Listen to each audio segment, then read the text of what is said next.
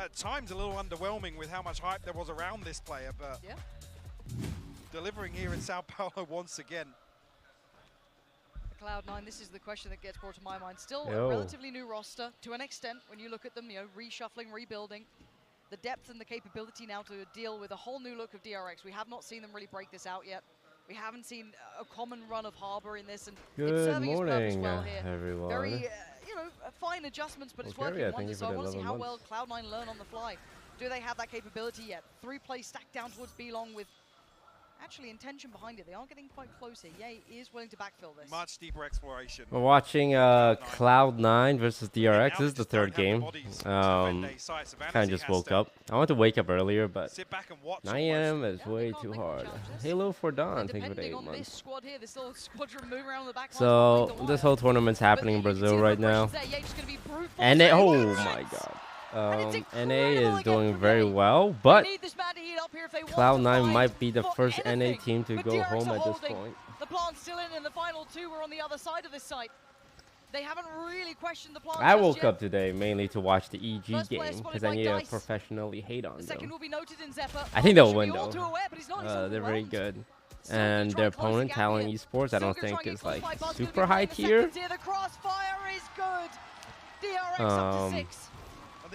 But I still got my fingers crossed.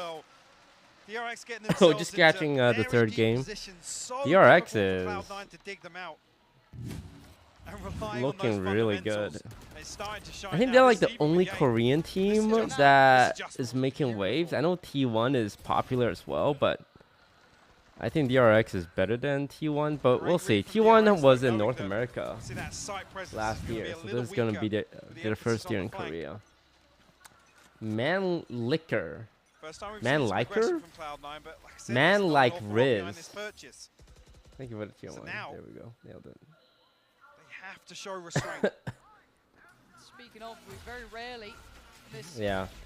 DRX is like world-class team, I would say. They were 3rd place at Worlds last year. But Cloud9, they technically are kind of like Optic with Ye. Wait, no. NRG's Optic. An opening duel here. Who did Cloud9 have? I guess Cloud9 hasn't really achieved anything at Masters, right? Or Champions? It was Xset, Optic, and 100 Thieves that made it to Champions.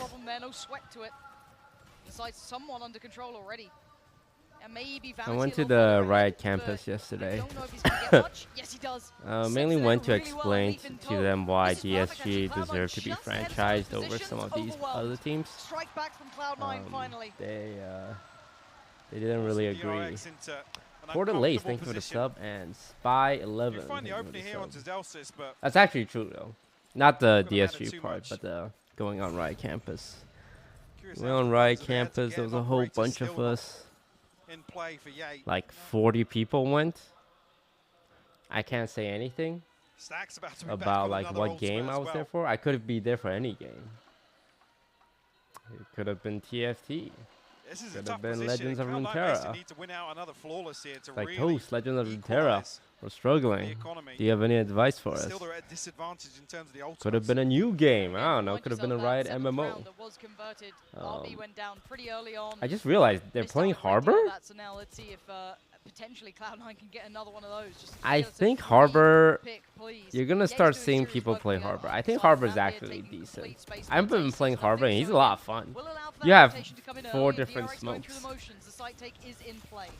You don't have anything else. You just have 4 smokes, and I think that's hilarious.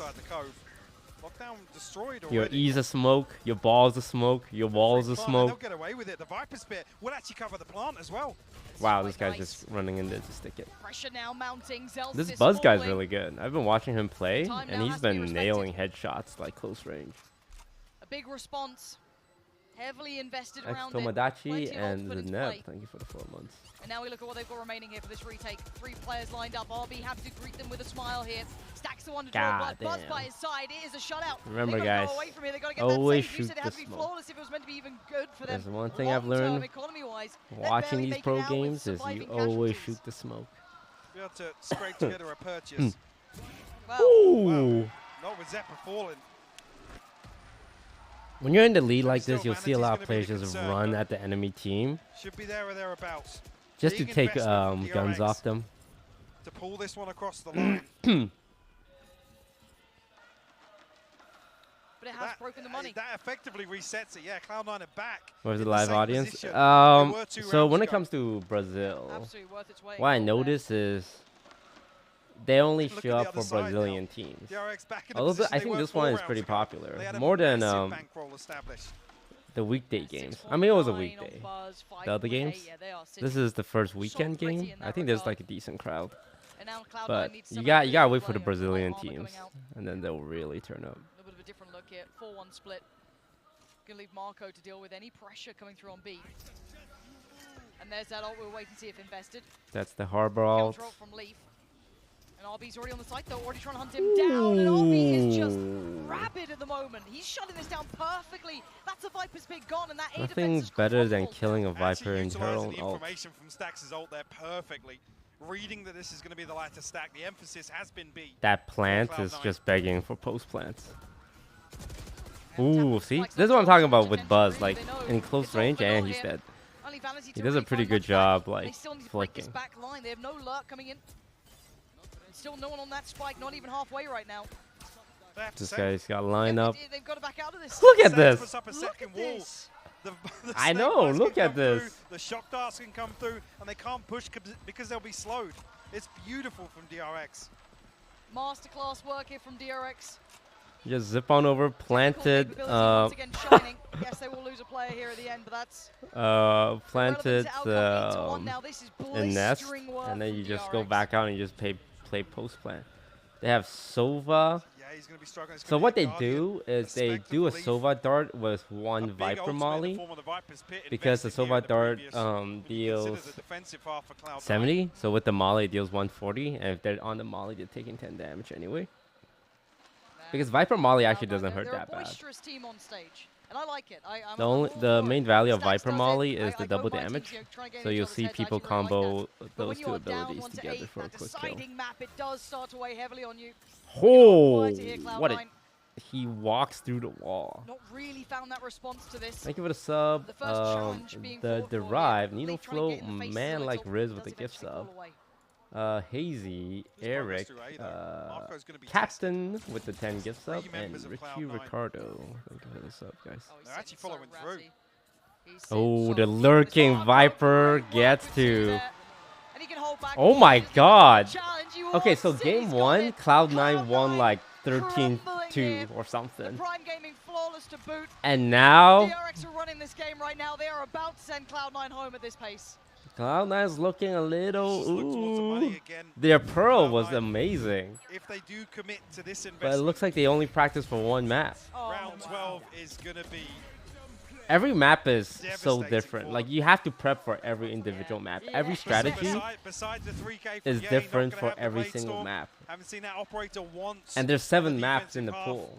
So you have to like sit in like scrims and VOD review for each map, because they're all treated differently. Like, what you learn on one map can really be applied to another map. Because like at the high level, oh my god, at the high level, all players are got shot in the head on jump. At the high level, everyone is good enough to shoot their guns, right? The only difference is, do people? Oh, he got away. No, no, you can't do that. You can't do that. At the high level, everyone knows how to shoot their gun, right? The difference is like execution and strategy. But your strategy is gonna be different for every single map. Your agent pool is gonna be different for every single map. So it looked like Cloud9, they won 13-3 on Pearl. They had like a lot of strategy for Pearl. Or DRX just had 0 strategy for Pearl. But now it's looking like the opposite. This is going to be the game that gets reviewed by all the analysts. It's going to be all over Reddit, looking at all these new setups, the way DRX are approaching. This is the DRX that enamored the audience, that got everyone looking at this career. It's like, oh my god. Oh, let's go. Oh, yay! Wall banging through the bar. Still may not be enough here. Another round. A the coaches do. I love seeing the coach reaction. I think one of the Spanish teams or the EU teams, one of the coaches slammed the desk with his fist when they lost. I think it was with the Hunter's Fury off the back of Zeppa's early work, and yes, they were able to stabilize, but these haven't been frequent. Yo, it's not over. It's never over until it's over. You take each round one at a time. Ah, they're planting in the spot. They still have the Viper and the Sova, so they can still play post plant. They have 2 darts. Oh, no mollies though. So they're just gonna rely on the dart here. He's got a judge. Oh, 2v3. No post plants though. They're gonna ping the spike. They're gonna wait. Second attempt at it now. Oh, it's halved. Oh, it's halved. Oh my God. These two want a 2v4. Coming through. They still convert this position. Cloud9 completely disengaged from sight. God, no. And DRX punished them for it. God, that plant spot is so nice. From DRX right now. You just have to be out in the open. Oh man, this is the DRX we have been waiting for. Teams reformed. They brought in the best talent they could. No. But you can't beat DRX right now. I don't know who I'm cheering for. Like, I feel like I like the Cloud9 guys though. To potentially almost wrap this one. But if Cloud9 loses, that means more NA fans for us, because they're like, oh, Cloud9 sucks now. I'm gonna go find a new team. Maybe that new team is DSG. That was great. What do you mean? No. Maybe Cloud9 fires their entire core. Flipping awesome. Okay, and then it's a buyer's market, baby. That I gotta turn to right now. Mimi, you have some explaining to do. Okay. Yeah, so I thought without a Sage they were going to really struggle on this attack. But if Cloud9 wins, that means more fans in NA. You don't need a Sage if you're not just abusing these more players. attention on NA. They had so much, which means more attention on DSG. Being used to Either way, we're winning. A couple of times was denied, but then you have Buzz's aggressive swing, you have nano swarms down below. There's so much utility just forcing these players into awkward battles that eventually it came down to just C9 consistently having to get aggressive, and that's just the A take. Yeah, the B take as well. Is the talent team any good? They take some initial control towards B main, then late round they send 3 players back. Like, I think all these teams are good. When it comes to Valorant, I would say any team can beat any team. Like on a good day or on a bad day. Fine. I kind of thought I underestimated how the code was going to be able to find value. But also, one thing I've been doing is studying team jerseys. So I'm looking at the DRX one. So they went with the collar, which is, you know, unique. They got a Red Bull logo. That's pretty good. The DRX logo. But then right in the center is Shinhan Bank. Now, when you guys buy jerseys, do you guys want to be representing a bank? Right? Like, I don't, like, you can only wear that at, like, Valorant events. Because you wear that down the street, everyone's like, why are you representing a bank? Don't like the collar look. Yeah, the collar look is a choice. I know 100 Thieves also went collar. Like, I can understand the Red Bull logo. It's like not that in the way. It's like near the shoulder blade, and it's kind of small. But the Shinhan Bank really takes me out of it. Didn't have an answer to. Regardless, that's the first half to come into this. They have mountains to climb. Mountains to climb here. It starts with a pistol, always does, but it's got to be confident from the get-go. DRX should be sky high with confidence here after that first half. Cloud9 need perfection, and nothing less will do. Yeah. Esports jerseys, the majority of them are he only got one. So esports jerseys, the majority of them are pretty ugly. They're doing what they need to here. I'm gonna come out and say, no one wants to hear the truth, but the majority of esports, Cloud9 is dominating. are not good. Like the Cloud9 one, I feel like it's too light, you know? It's like white and light blue.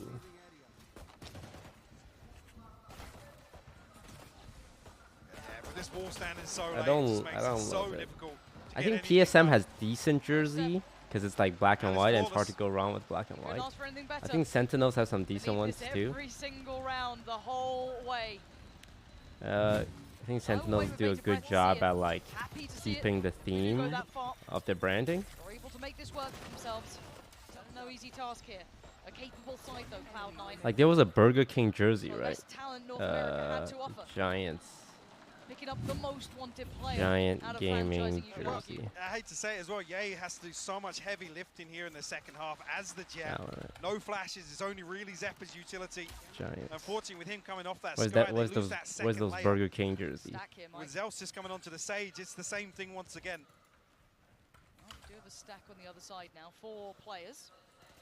I'll find it later. What can they do? It's just waiting now. Marco finds lead. That's not ideal. That's not good. Oh, DRX winning and classic eco. No. Says he needs to be one of the main they have to protect the guns. They're just looking for guns right now. Okay, that's been heard. Potential here. Things are still so even though it's a 2v3, they can let DRX get these guns. Can they get the spike back? Yeah, okay, Ye's got that. Ah! He'll go down for it. No! Not the classic eco, no armor. DRX have flipped the Thrifty. What? In round 2, that could be the nail in the coffin. No, with the investment in you guys went pistol and then you guys lose. They didn't even buy armor or like sheriffs or frenzy. It's just 5 naked dudes with a pistol. This is just classics. Oh no! Oh no! And now they're gonna have full money, and Cloud9 is on Stinger Gang. That's why you don't shoot Stax' body in round 1.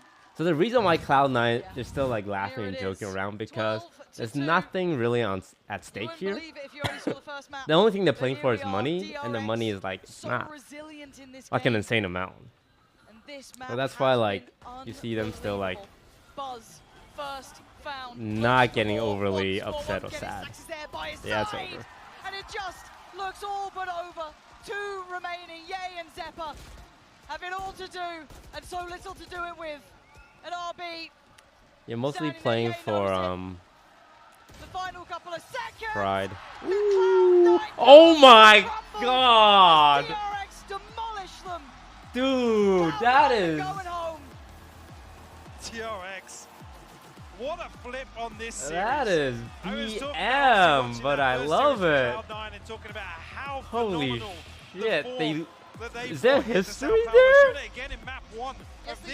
Yes, they did. Is there history there? They're like, bye, like waving at them across the table. On this series. Vanity was doing it all game, map 1. Okay, then that makes a lot of sense. Showing all that potential the Cloud9 are going to be bringing for the rest of the year. A team to certainly look out for. Only the one name crossed out for now, but God almighty, that is a terrifying team in the future. It really is, and it's something that's almost you have to take with a pinch of salt. C9 take nothing Vanity was away toxic from on that one. Yeah, I think they're all bantering. Go back and look at. But DRX, it's hard to find actual like drama when it comes to Valorant. Like, I feel like when it comes to like drama in Valorant, it's usually a few people that just go looking for fight on Twitter. But everyone I've met, everyone I've seen like have a pretty positive attitude against their opponents. Like on G2, there's like one guy who's just like picking fights. Haven still looking solid as ever, and yes, Pearl was a drop. But hey, Cloud9 but above everyone else. I feel like playing the villain role, it's very hard to do right. I think when it comes to esports players, there are some people who try to play the villain role, but they end up just looking like clowns. In terms of finding success here on Icebox, RB, solid as a rock as well. Gotta say it. We've seen him run out of gas a couple of times. Not always, you know, hitting the games that matter. A couple of players, we've always questioned that longevity to their capability. Here, I have no doubts with them. All right. Absolutely not. EG versus Talon. If I was a betting man, I think EG's gonna win. They're looking pretty good, and they got like good players. But I'm here to hate. I'm here to hate. Making a name for themselves on the international stage. Zephyr, standout performance here already. I'm cheering for my brothers in Thailand on this one. I think everyone saw this game as the one that could have been a final potentially. Centric, critically basic, distressed, Ape, Mr. Bluff, Lahar, J, XLB, thank you for the sub. Gotham Girl, Cats, Mao, Iowa Challenge, thank you for the sub. Rose, what do you think about Turtle Troops dropping 2 of their players? It's sad, but I mean, I don't have any insight to like what's going on. For those who don't know, Turtle Troops, they were one of the teams that qualified through open qualifiers for our Challenger League. Similar to us, except they were just like 5 people that decided to play together, right? Whereas like my team was signed. So the rule, and this is a rule that Riot put in place for a good reason. The rule is to play in Challengers, which is the league we're in, you cannot kick more than 2 players. So,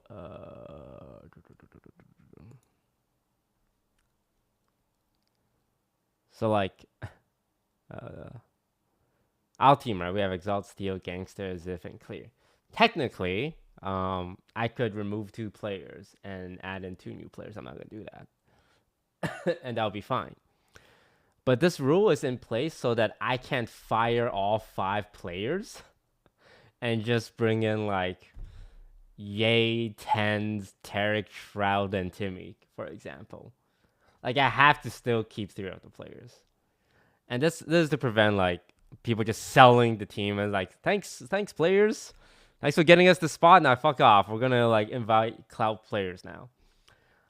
Turtle Troops just kicked 2 of the players, which means at least for the rest of the season, Adder, Governor, and We Did, they have maximum job security because they cannot be replaced. But yeah, no, it was surprising. I know they started 0-2, but damn, like you play in this tournament with like 4 other people, and you guys make it through at the last chance qualifier, and you're so happy. And then you play 2 games of the season, you guys aren't doing great, and then you just get kicked. I'm sure that's not a great feeling, but I also don't know if it's just gonna be like, okay, we suck, so we're gonna kick the lowest frag person. I'm sure there's team dynamic issues. But yeah, no, I'm very curious to know who they're gonna add though. They can add anyone. They can add Shroud. I mean, they can actually just add Shroud. They can add Tarek, right? It's just 2 free spots available, and there's so much players who wants to play. Yeah, I'll say.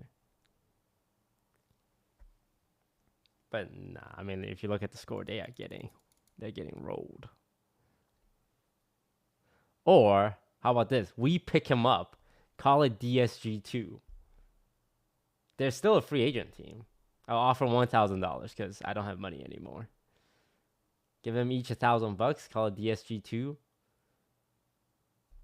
Put Tarek on there. I know he's interested in playing.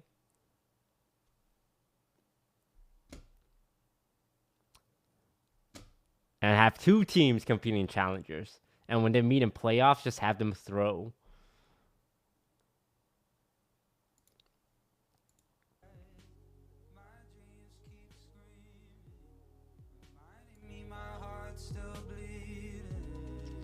Alright. It's going to be like 5 minutes.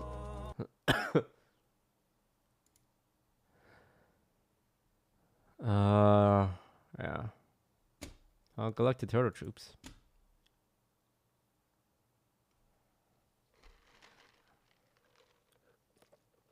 why don't you guys play in VCT lock-in? We have to win challengers first, and then we can play lock-in next year. So right now there are 30 teams that are franchised across the world. Every year, I think they add one team to each region. So in Americas, there's 10 teams. And next year, I'll have 11 teams. And we're competing to be that 11th team. The good news is if we don't win, next year will be easier. For example, if the guard wins this year, well, next year we don't have to play the guard. And if M80 wins next year, well, the year after that, we don't have to play M80. And if Shopify Rebellion wins next year, that means we don't have to play him next year. Eventually, any team better than us will be franchised, and that's how we get in there. Steel's going to be 40, but we'll still make it.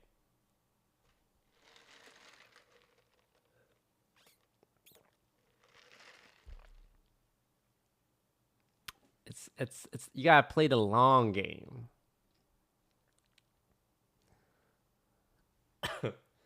Prong, thank you for the 9 months. Yo, my boy, thank you for the 21 months.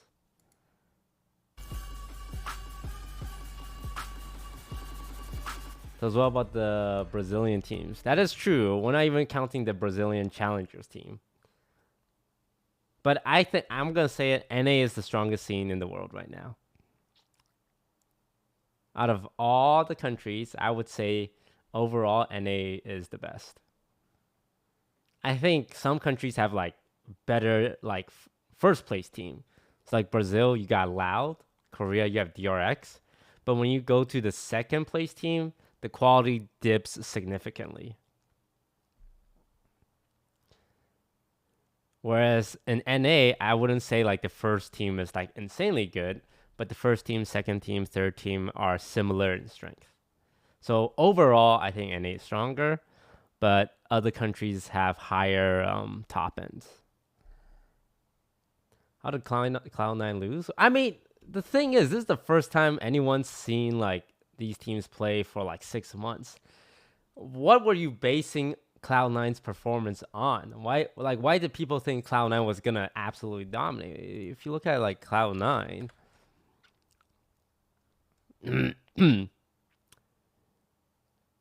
like they came third in challengers,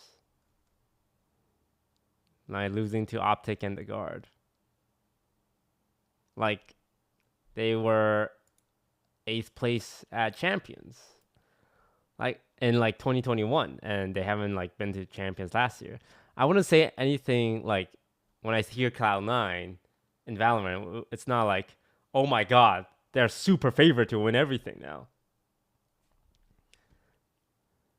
Whereas DRX was 3rd place at champions. Like on paper, like when you look at performance and the fact that DRX have been together for like a year now without changing any roster, like, you know, very high placings. The only difference is Cloud9 added Ye and Zelsis, I think. And I know Ye did really well on Optic, but you're only as good as your team, right? And they just started practicing together. And I'm sure it takes time for them to get to know one another and like work on team synergy.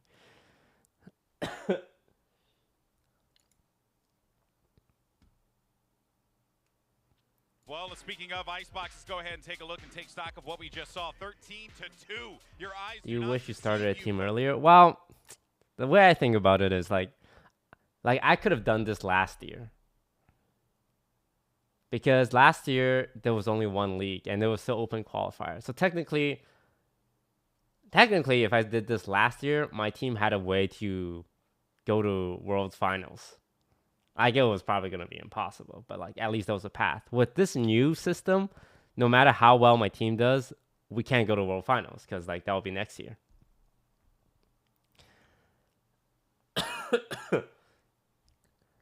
But I also think the storyline is better, right? You have to work up the second league, and then you can get to the main league. It's like an anime. No one wants to watch an anime where the main character fights the final boss in the first season. They want a 20-season anime. This is One Piece, and we're Luffy, and we just met Zoro, right? It'll probably be at least 2 years before we have a real shot at like making franchising, but that's a chance. And that's really all we can ask for, is the chance. And when we make it, I think it will be a beautiful day. All right, well, one player, though, besides obviously Stacks and the incredible calls that he was making in the game, but one player that was popping off throughout the series, and although it was a bit of a struggle at the beginning, and I think all of DRX, Tom, struggled at the beginning of that first map on Pearl, really, though, Buzz was instrumental for this. That's the thing. He still was doing well in the initial First Bloods and the aggression, but the thing is, he is the sort of tip of the spear in every single one of their plans. If he fails, everything falls apart because he's taking so much space, finding them openers. He had an incredible second and third map, but I'll be honest, I don't even think it was his Rank fault. the 5 NA teams based off scrim results. I think it's not good form to talk about scrim results. And it's definitely, I was talking to 2 of my players because I met them in person, Clear and Exalt, and they were like, yeah, some kids will like just post scrims in their highlight reels on Twitter. And it's always weird because you're kind of like, you're not supposed to show off anything you do in scrims because it's information. But some people would do that. So I mean, I don't know like the etiquette here. I will say we've beaten franchise teams in scrims, but we've also lost like 1 and 13 to franchise teams before. So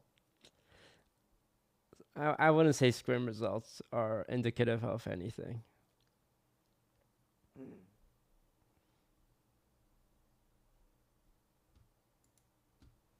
Like in scrims, I think OXG beat us more times than we beat them.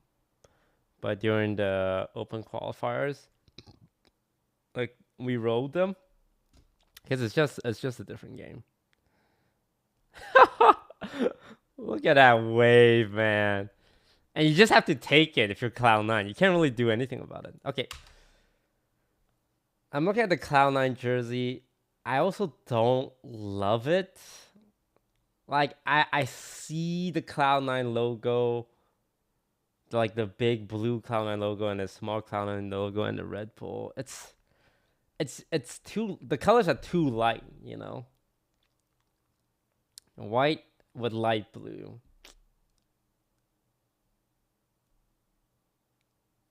I don't think there's anything, like there's enough uniqueness about it.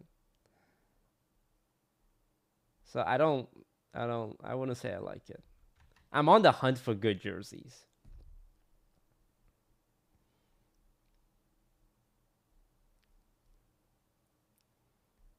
It's like Wii Sports. It is like Wii Sports. That's a good one.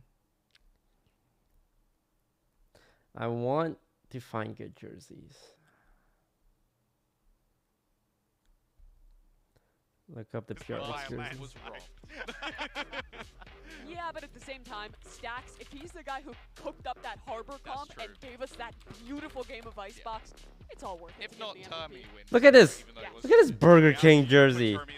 Well, you know what, though? It was hard for us to pick, if I'm being honest with you, because everyone just they played were so all well. winners. Thanks, GB. Do you guys know what I just realized? Kit Kat, Nesquik. He's not going to be here Nike. for Okay, the the rest of Nike's the pretty playoffs, good which is though. What a difference Like if it's just the Nike look, like the bright yellow on the bright green with the Burger King. It's been an incredible, like this jersey. and of course, for more, Like it's a different strategy, right? Let's go ahead and send it over. You're like, you don't expect any fans to buy this. You're just doing this to sell ad space, and that's probably even more money. Like I'm sure Burger King, Kit Kat, Nike, they're paying good money for this real estate. But as a fan, it's like, do you guys want to represent Burger King? Because I'm more of a McDonald's guy myself. I mean, if McDonald's want me to slap their logo on my jersey, it's going to be a big M right in the center. But that's because McDonald's, you know, they're the biggest fast food restaurant. I'm always going to back McD. But yeah, I mean, good sponsors though, like Kit Kat, Burger King, Nike. Like, these are premium sponsors, I would say. But the jersey is just, let's see, PRX Valorant. Let's take a look at your jersey. Oh.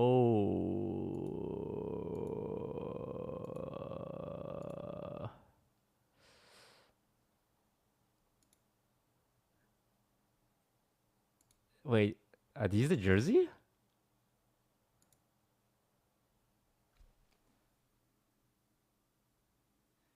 It's nice. You guys like it?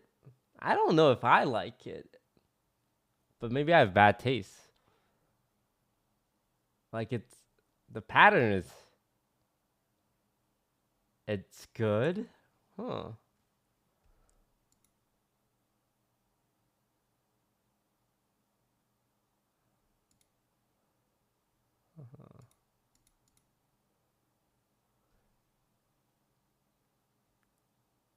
It's better than Burger King. Everything's better than Burger King. Talent Esports.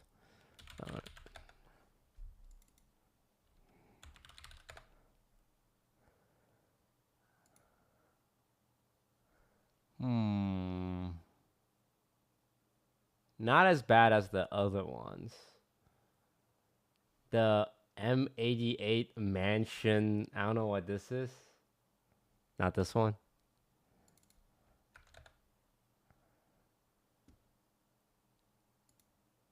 Well, we're gonna see in person anyway. To coming to tournaments. They're doing interviews.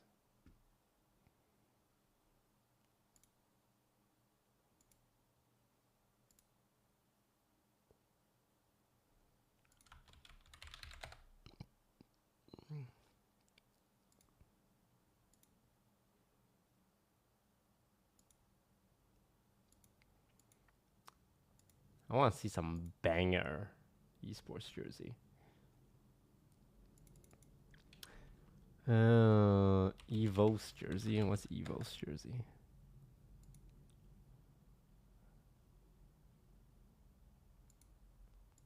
I don't like white jerseys, is what I am noticing. Okay, and this is gonna sound rude. Okay, I'm gonna say something rude. And I don't mean this in a rude way, but it's gonna come out rude. I think not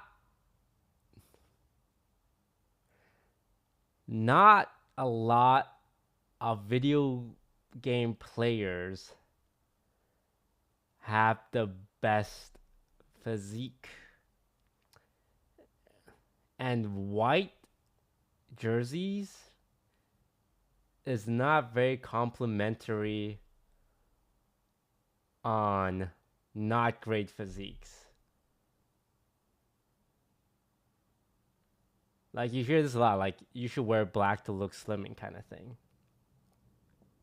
And white kind of has like a little opposite of an effect where, like, if your physique isn't great and you wear white, it doesn't complement each other. Which is why I think, like, whenever I see white jerseys, I don't love it.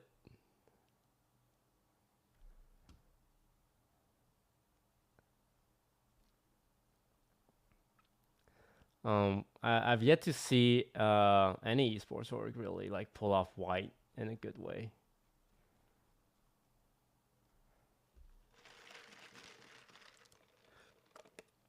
DSG has a bodybuilder player. Oh, you guys mean Exalt? Exalt is in shape. He'll be one of my main models if we ever do merch.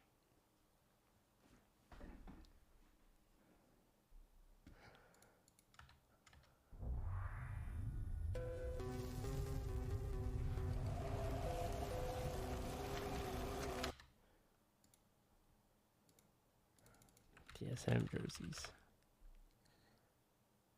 Aside from the giant Geico thing.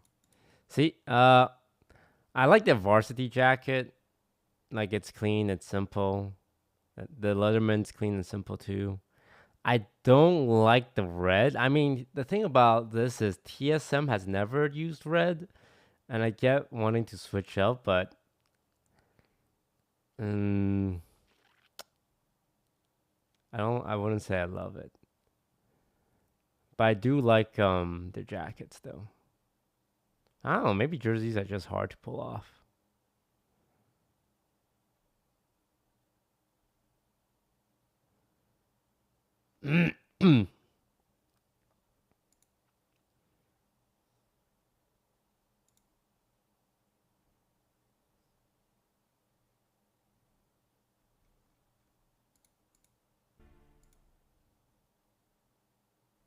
T1 had some good ones. T1 jersey. Like this one, I kind of like. Maybe it's just because it's faker, but when I see something like this, it's like the red and the black complements each other very well. It's not overly saturated with ads like you have it on the shoulders. It's too basic? Maybe.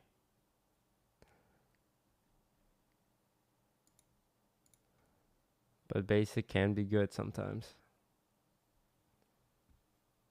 FlyQuest. FlyQuest is too green.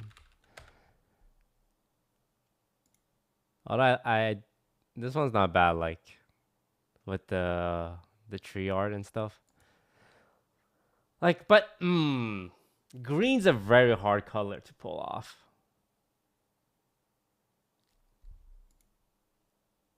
But I like this.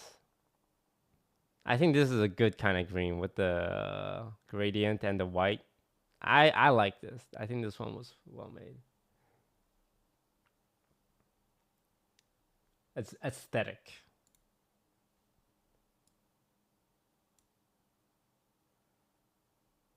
And the logo's dead center, and it's also white and it's simple.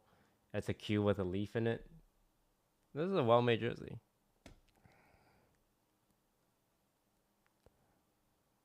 Optic jersey. Too green for my taste. I mean, there are some gamers that like the green because it's like Mountain Dew or something, but when I see this, it's like, that's a lot of green. And even the new Valorant team M80. Oh, God. No, FBI, I swear I'm not looking at bombs. Like, this is the new Valorant team, the new org, trying to be in a space. It's also a lot of green, you know.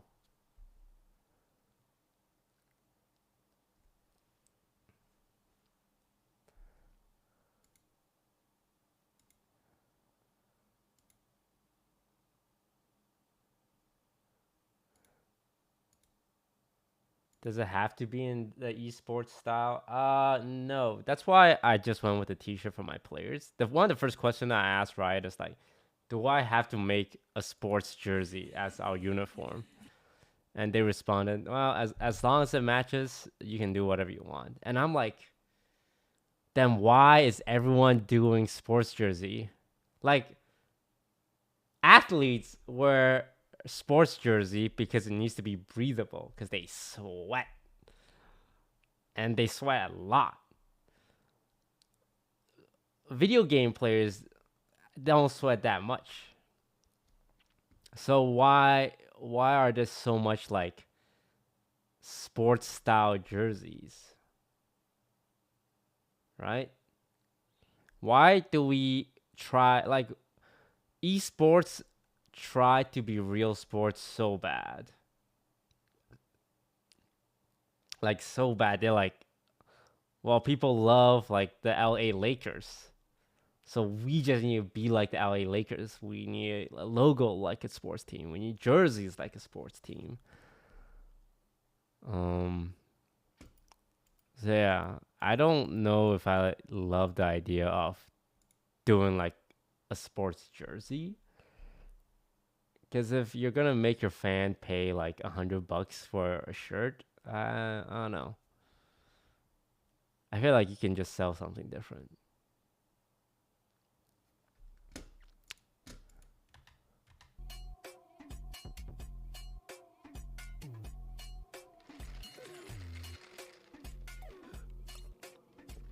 As long as the players feel comfortable in them when they play, that's the only thing that matters.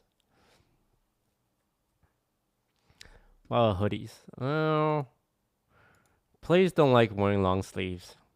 So I talked to Robin about it. You don't want anything here, right? Because that's where you rest your hands and arms when you're playing the game. And like feeling like this friction or whatever can throw some pro players off.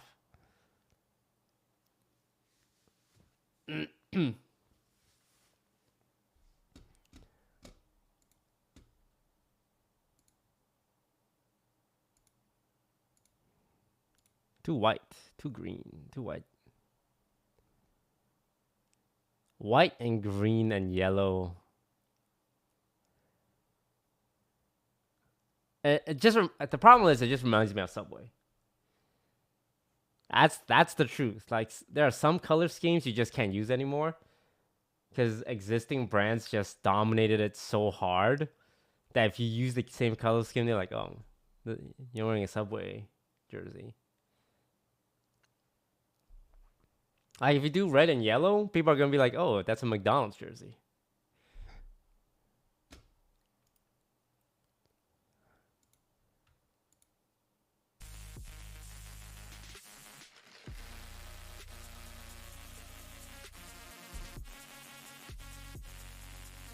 Black and gold for DSG. So black gold / black yellow, it's hard to pull off. I did my research. A lot of black and gold logos are ugly.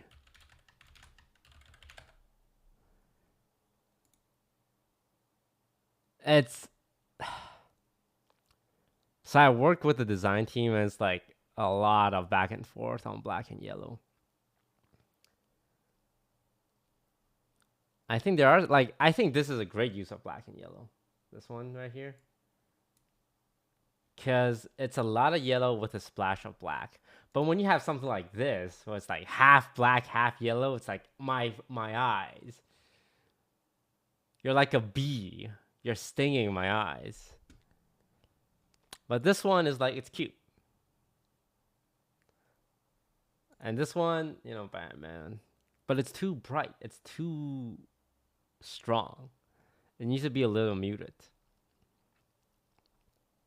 But yeah, black and yellow, traditionally, like it's a vibe, but it's very clashing. Black and gold has higher potential because the brightness is a little toned down, and it gives a sense of more prestige. For example, like stuff like this, right? When you look at this, it's like, oh, this is a little classier.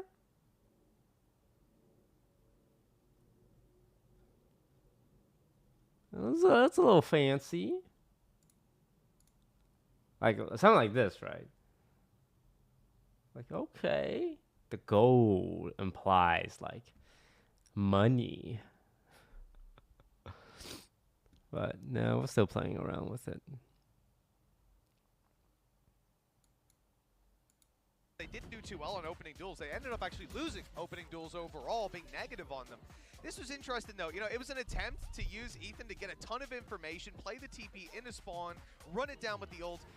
Watching this tournament, I'm also learning how many creator orgs there are. Because Carmine Core, they just got eliminated. That's a creator org, right? By a guy called Carmine, I don't know. And was it Team Heretic or no, Koi? Koi is Ibai. Does Ibai own Koi, or is he just like a creator under Ibai, under Koi? Sorry. So Ibai owns Koi, and Carmine owns Carmine Core.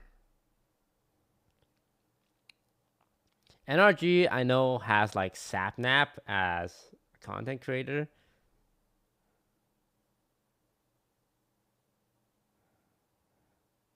And Nate Shot has 100 Thieves. And back in the day, you know, all the way back in the day, Reginald was a player and he owns TSM. Sapnap as an owner. I mean, I feel like there's a difference between like a Carmine Core and an NRG Sapnap, you know? Like, you can't just vote, oh, they're both owners. Because I think there's a significant difference between Sapnap's ownership in NRG versus the Carmine guys' ownership in Carmine Core.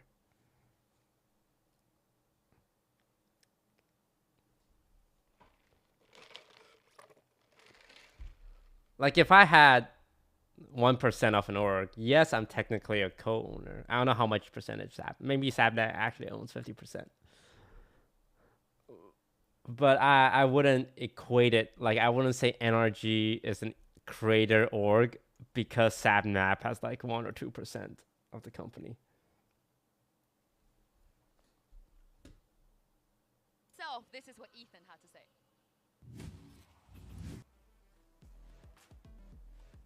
We're feeling good. It's probably the best situation you could have going into a tournament. Nice clean 2-0. Yoru's been pretty good for us in practice. They haven't really done much to nerf Yoru. His kit's insane right now. So definitely for a first match, we thought that was going to be a top priority for us. Individually, I think I played pretty well, but then again, I always kind of look to the whole team, and I think the whole team played crazy well today. So obviously winning is #1 in goal, but 3 of our team came in with not really much LAN experience, and it's really just have fun, honestly. Boostio, he really surprised me. He doesn't have too much experience, but he comes off kind of like that he does, if that makes sense. So why are we hating on really EG? Yo, sure. we gotta pick a team to hate, man. Ridiculous. He's behind them on A right now. The lineup is perfect. Ethan, It doesn't matter though. Killos is just killing everyone. They're trying to bypass him and he just gets 4 kills. What is happening? But god damn, they're too good. He's just decimating at the moment. I think we're confident enough in ourselves. Look, if I don't hate one of the teams, then I'm just watching this game without any Honestly, investment. I credit individual performances always to just the team around me, the system. This is the best I've seen our team in a long time, and hopefully we can keep it up. I think Ethan hit the nail on the head there. Mitch, you were casting that game. You know, we had some players to watch, but on a whole, the whole team, they played great. Like, Potter I like is doing BCG. some I would like gold work out BCG. there. I actually talked to him when I was trying to make my team. He's super nice. Steamrolling ahead. Even Ethan, when he was on the Yoru, look, he looked impressive. But I'm here to hate. Catch them off guard, I'm hating them as an but org, the reality professionally. Was, even when the Professionally. plan didn't work, they were able to recover, and I think nothing shows that better. I'm hating on the fact that They were org. negative on opening duels, and they won that map of Pearl. I don't hate dominantly. any of the players. That doesn't happen unless you have an incredibly good game plan going in, and it's hitting. I'm not hating on the coach. Well, it was I'm clean hating for them the as first an time around, entity. But this time around, they're going to be going up against Talon, of course. This format, it breeds upset, it breeds that Cinderella story. And Seth, do you think your boys from the Pacific Eric's are asking that to Cinderella watch party? team? They absolutely But isn't could be. he What with they showed people? from us I'm in that shy. first matchup, taking down the hometown crowd, you know, the crowd favorite there in MIBR was absolutely How am I supposed to insane. Not something that really explain any of us had kind of why I'm anticipated. We hating knew that professionally? This team, this core of Sushi Boys, of Cruz, of Fox, that they have been able to pull off upsets in the past, but with the 2 new players in Garnet, I also don't have Tarek's it seemed like Discord. they were just going to need some more experience, but they got the job done, and they looked incredibly clean doing it. So this is not going to be a matchup that EG can really expect to run over, because from what we've seen from Talon, that small, tiny little glimpse, what is inside is fascinating and fantastic, and I can't wait to see more of it. It's the fundamentals too, Mitch. They look so disciplined. They came prepared. It just was a great game of Valorant they played. Yeah, I think it's fair to say a lot of people will have doubted them coming in here, certainly had lower expectations than what they were able to show on day 1. I mean, all in all, they're opening performance, right, it wasn't against a favorite in the tournament or anything like that, but they needed, in my opinion, to win that game in a fairly dominant way, and in a strong statement, no struggles, no messy plays that they barely scrape out. And when they walked out, I was you're from Thailand, you're repping your country, huh? Well, I'm from a country that starts with Thai. There's a lot of mistakes there to punish from what I saw. Yeah, but they've also never been the favorites either. Let's not forget that. They're always the So underdogs. yeah, I guess you could say the boys. I'm from Thailand. The boys of Thailand, that is of course Sushi Boys. I'm like part and Thai. Boys. Seth, what are the chances that both of the One. boys are on the same team? But they both look great too. They look stellar. I mean, Sushi Boys had a little bit of a rougher start to the beginning of that series, but then by God, I mean, you saw it in some of the highlights there. By the end of Fracture, he was just pretty much single-handedly running MIBR around the map. He had him pulled all the way over towards the A side, fakes back, gets the plant down on B for his team, and then has this crucial clutch here at the very end to really keep themselves in the game when it looked like they were falling behind. And it was just incredible from him. Jit Boys with his international debut, you look at that double tap, it was just nasty. Even on the first map, Jit Boys might not have been putting up, you know, the biggest of numbers, but his team play, the way that he was constantly, I love that we did this. Dude, have you guys seen the Talon Valorant roster announcement video?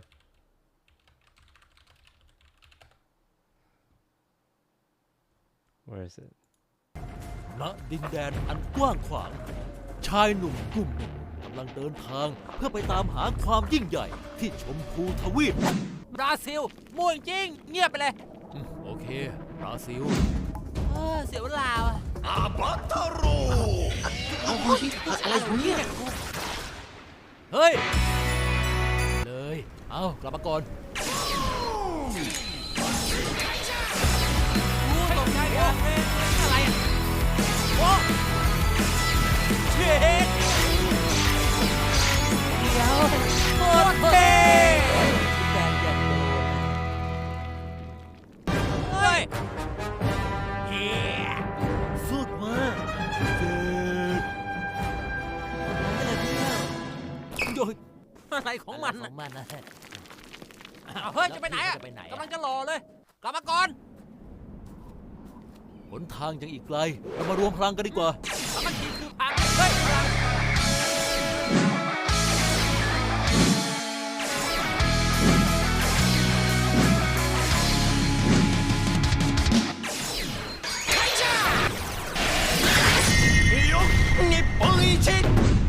แล้วไงต่อวะมีพลังบินได้ปะไม่มีฮะก็เดินต่อกูมันร้อนขึ้นนะเพื่อนแต่มันเท่ไปลุยต่อเดี๋ยวเพื่อนทางโน้น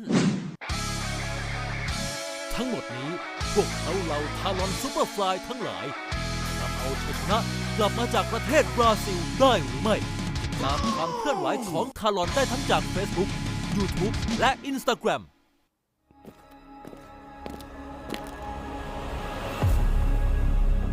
Come on, let's go!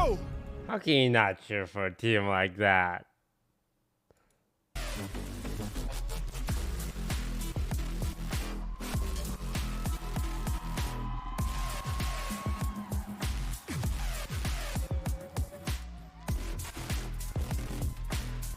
Dude, the EG head coach is tall.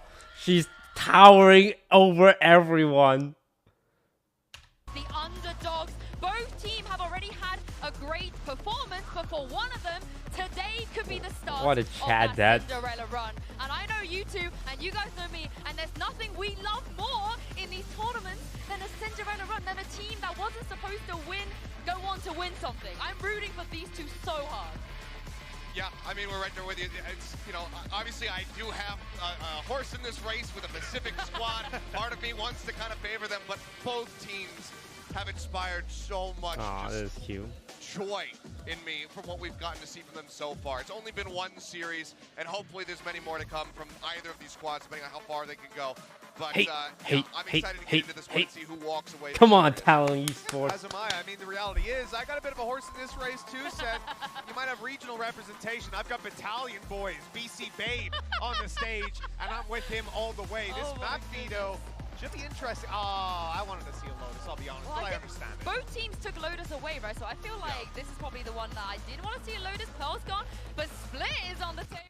Technically, you just need to practice 6 maps. Because you always get a first ban, right? So I wonder if there are some teams that are like, we're only going to practice 6 maps. We're not going to practice 7 maps. Because if you don't like we hate Icebox. I feel like we always ban Icebox or something. It's like we just never practice on Icebox, and we don't have to play it. We just always ban Icebox. What I like about my team is they like the same maps I like. They love Ascent. And they love no, it's just Ascent. They love Ascent and they hate Icebox, which is just like me for real.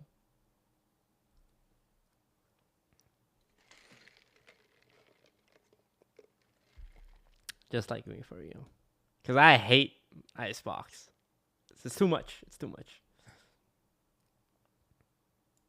But definitely at the start, when you see that Haven, the fact that Talon played it before, I'm starting to think now they're wanting to put that pressure on a player like Garnets, who can't come in with a Neon and try to play that hyper-aggression and claim space, but instead is going to be playing the Raze, looking to be a duelist in this matchup where EG might be able to beat him pound for pound. Thank you for the sub, Twitch famous, your boy Pablo, Hashim, thank you for the sub.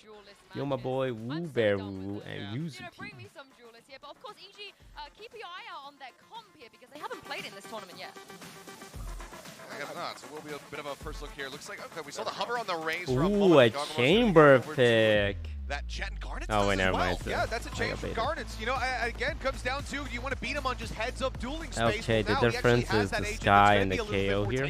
For taking space. The same thing that will complement Joggamo on the other side. They both kind of do the same thing. They both have a flash. They both have a way to like find if people are in an area. Yeah, I'm curious if there's going to be a very different playstyle here from Percent of Talent. They've already shown this map once. They don't want to be upset. They don't want to be counter-stratted. Let's see what they got. Well, let's see what they got indeed. And also, guys, Twitch chat, what do you make of Brand's outfit?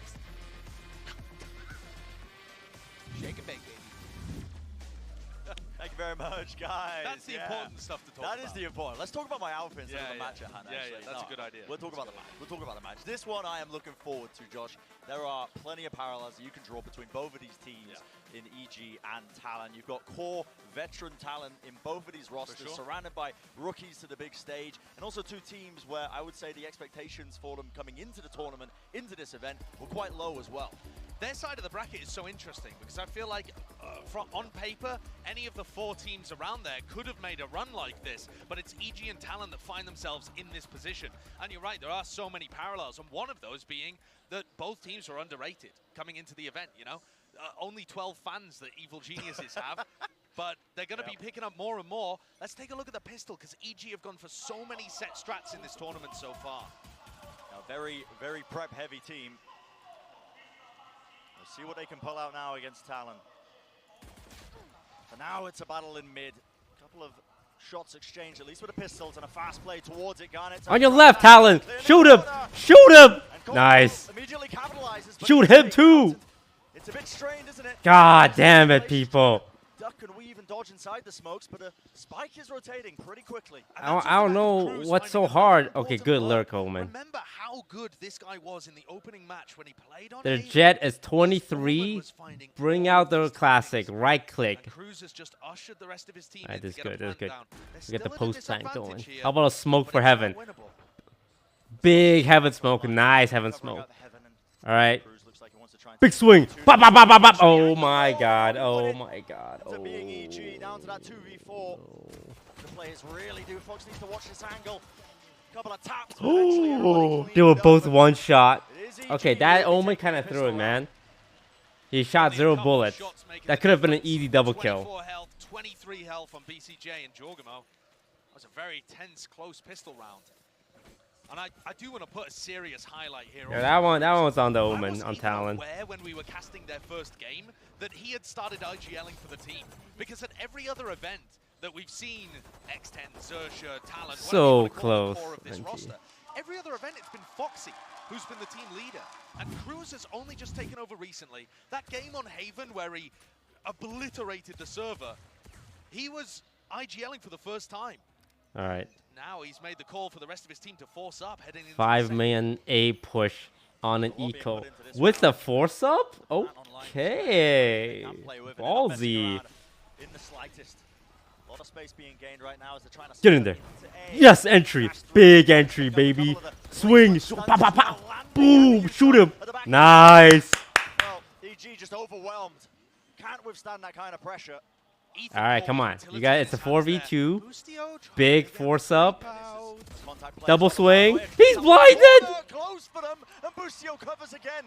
From the one angle in a fight trying to be taken, Sushi Boys not coming out on top. A rapid response from EG. That is amazing team play between BCJ and Bustio. I mean, fantastic. He pushes off the paranoia, that isolates a 1v1, swings back around, and this player swinging default, look, shooting Bustio in the back, cleaned up by BCJ. Yeah. So I don't know, man. I feel like... Excellent fragging too by BCJ there towards the I feel like that guy should have died. I feel like Bustio should not have been allowed to do that. Highlighting a couple of important things too as we head into an eco for Talon. Gives us the opportunity to talk about it. All right, come on. You can see Ethan Stinger up. Really high stats. They'll never expect the 3-time force. force. He's the best player at the tournament so far. Only played one game, but really high up there. I don't think he's going to be the power player on Breach necessarily. Okay, he gets an anti-eco, but you remember in that previous round, he gets caught with utility in his hand and run down on the site. I think it's just so much more awkward to have a big fragging performance on Breach. So far, he's played Yoru. All right, come on. Set up to Sheriff head tap. You saw the shoulders. You know he's there. Dominant. He looked so good playing mid on Ascent. I think he's going to struggle a little more, and that's going to require other players like Jorgamo or BCJ to really step up here on Haven. Unless he put your hands away. Bring out your gun. He has played Breach before, and it often looks a little weaker of a pick for him. I assume, though, that he's just picking it because he's more comfortable than Com right now. Yeah. Seems that way. Interesting play by Cruz. Big stun, nice smoke. Get on side, get the plant. Big plant monies. So it might give them the free plant that Talon are looking for. Indeed it does. So Okay, you guys have 4 sheriffs. Remember, shooting them in the head is an insta-kill. So shoot them in the head. Oh my god. Nice. Now do it again. You know what? 2 will take it. We'll take 2. And the KO pick in general is an interesting one for Haven. You don't often see it. Usually you'd expect a double flash or a Sova with the breach. And you can see there Com's little underhand flash that he tosses out from Heaven. It's probably going to be a key reason that they've gone for that. I'm sure they've got some other plays cooked up too. EG have demonstrated. I mean, I was doing a VOD review of them this morning, Brent. I spotted 7 unique set plays in their first series across the 2 maps that they played on. I believe in Talon Esports. I'm sure they've got more, but the strat book looks fairly deep for Evil Genius. They keep hitting A. They really like A. I would like to see a C out of Talon Esports. Watch out. This guy's short. Feels like into this tournament, honestly, with a bit of whimsy behind them. Right now, just sure to watch these common angles. Nice turn, actually. Oh, one guy's dead. Is that just through the smoke? It feels like it. Yeah, the smoke, I think, maybe just getting placed. And that peak timing, but now 2 players going to be evacuating, and they trust Jorgamo to be holding this line-of-sight angle towards A-Long. And this is an area where Foxy's going to have to commit the Trailblazer. Yep, there it goes. Just to clear this out, in case anybody's pushed up onto a deep line.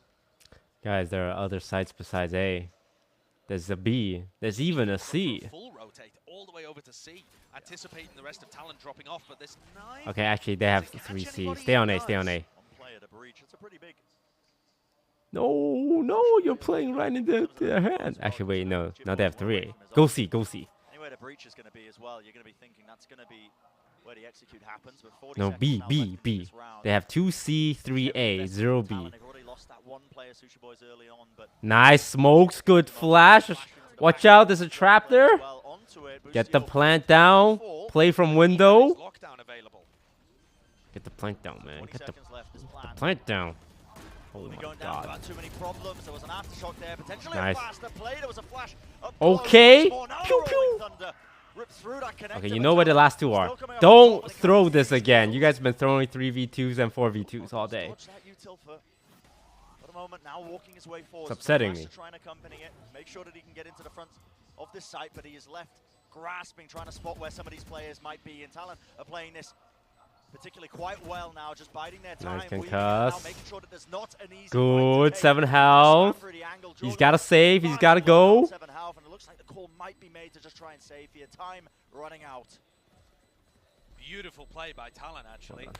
They fought for both sides of the connector, and in fact got most of the kills over at C, despite using the game on the A connector. But to me, it's not necessarily fighting there that was the great play, but as soon as if they win this one, it's going to be big. It's going to be huge eco damage. They didn't offer any of their players up to be picked off, and instead played really safe. That's a crucial round. They could get a reflank through Garage. They had the fault line to peek. Talon clearly know what they're going for in the post-plan. And that's a bit unfortunate for BCJ, isn't it? Getting caught out like that is not how you want to begin this map. So an answer back from Talon. Plenty of money in the bank for EG to be able to get this buy together as well, though. So we'll be rifles versus rifles once more. And it's blind a quick play in, as well. stun in, so much util. A blind. All the usual utility. Oh, BCJ got sprayed through the smoke. And I think that was, again, spam through the smoke, catching onto BCJ, I should say. Crew's the one claiming that. Alright, got played post plant here. Approach. I mean, EG looking to try and retake this one. Ooh, this is hard. I don't like this post plant. Oh, you could just get sprayed down. Oh my god, 3-man lineup. As the aftershock was pushing them out of position, but they still need to try and get this defuse going. One-way smoke, making things far too difficult for them though, and it sets up Talon again nicely playing that long angle. Big. Another great They're gonna be on eco now for EG, right? They will have knives for Jet. Look at their composition. Yeah, they're doing sheriffs. It's got double flashes with the paranoia. It's very difficult to stop this comp from getting into sight. But then for post plants, you have to be very disciplined, and I like the way that they play that. They're forced off site. They triple face to stop the first tap. They got a one-way smoke. And in both of these situations, the last couple of rounds, BCJ's fallen in unfortunate fashion. Just spammed through a smoke there. All right, bit of a set play. Oh my goodness. And I can't believe Sushi Boys was ready for that. Yeah, apparently expecting it. I mean, maybe the stun just orchestrating it a little bit too much. It definitely does. It definitely does. But I still think it's incredible that he was ready for the up-jump play. Dude. He was aiming at the sky there, more than ready. And EG are going to throw a bunch of those at you. We haven't seen them play on Haven yet, but just from how they played Pearl you know there's a stinger here. You know that they've got some set strats for eco rounds and the like. That feels like a bit of the stylistic differences between these two teams. You know, as much as we were talking at the beginning about parallels between them, EG, like you were saying, Josh, you know, very focused on set strategies. Whoa, what is this? 4-man flank? Oh! Nice shot by Boostio. Oh, that's a free gun. EG can still for sure win this. Completely winnable. Double flank. Sushi Boys is going to have to be quite active holding down this flank. Oh, they turned the flash so good. I know I'm a hater, but I also love good Valorant. Never flash through the box. It is dodged. Smokes are starting to fall now. BCJ swinging wide with the stinger. Bit of run and gun at play, and everyone. They actually did it. To the setup of EG. Talon, come on, guys! You guys are losing share of ecos. Really nice post What's happening? It was a 5v4. Far too easily. There was no good. Stop going A. Your guys' post plan on A is dog, bro.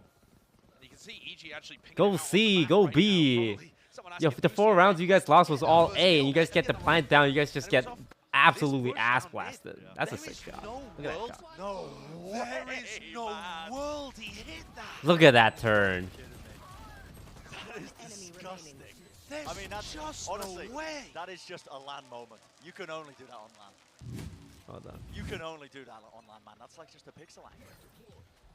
Wow. That's the shot of the tournament. Yo, who's the IGL for Talon? Sub him out. Put me in. Talon has still been able to scrap together a bite. Guardian in the hands of Garnet, but Nano Swarm. Nice Nano Swarm. That is a bad smoke, and it's oh wait, no, that's a genius smoke. It baits him on a shot. 26 health, 26 health. Spray, shoot the wall. He's at 26 health, you guys. Shoot the wall. in the Someone comment 124, 124. Fight after fight from that one position, still no one's cleared him out of it. Thank you. God, it's too late now. But he is the sole player left alive now for Talon. And Jogamo, good God, man. That is crispy. Jogamo and Boostio really looking like they're on fire. But I think it's worth saying, Brent.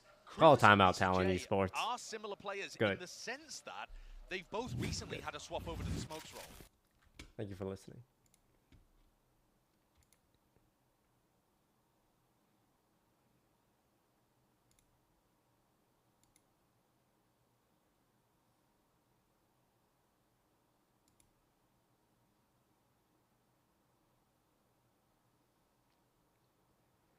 Thank you for the $10 donation.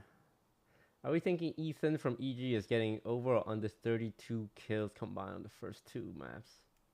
That means he has to average 16, right? Nah, under. There's no way that he does 32 kills over 2 maps.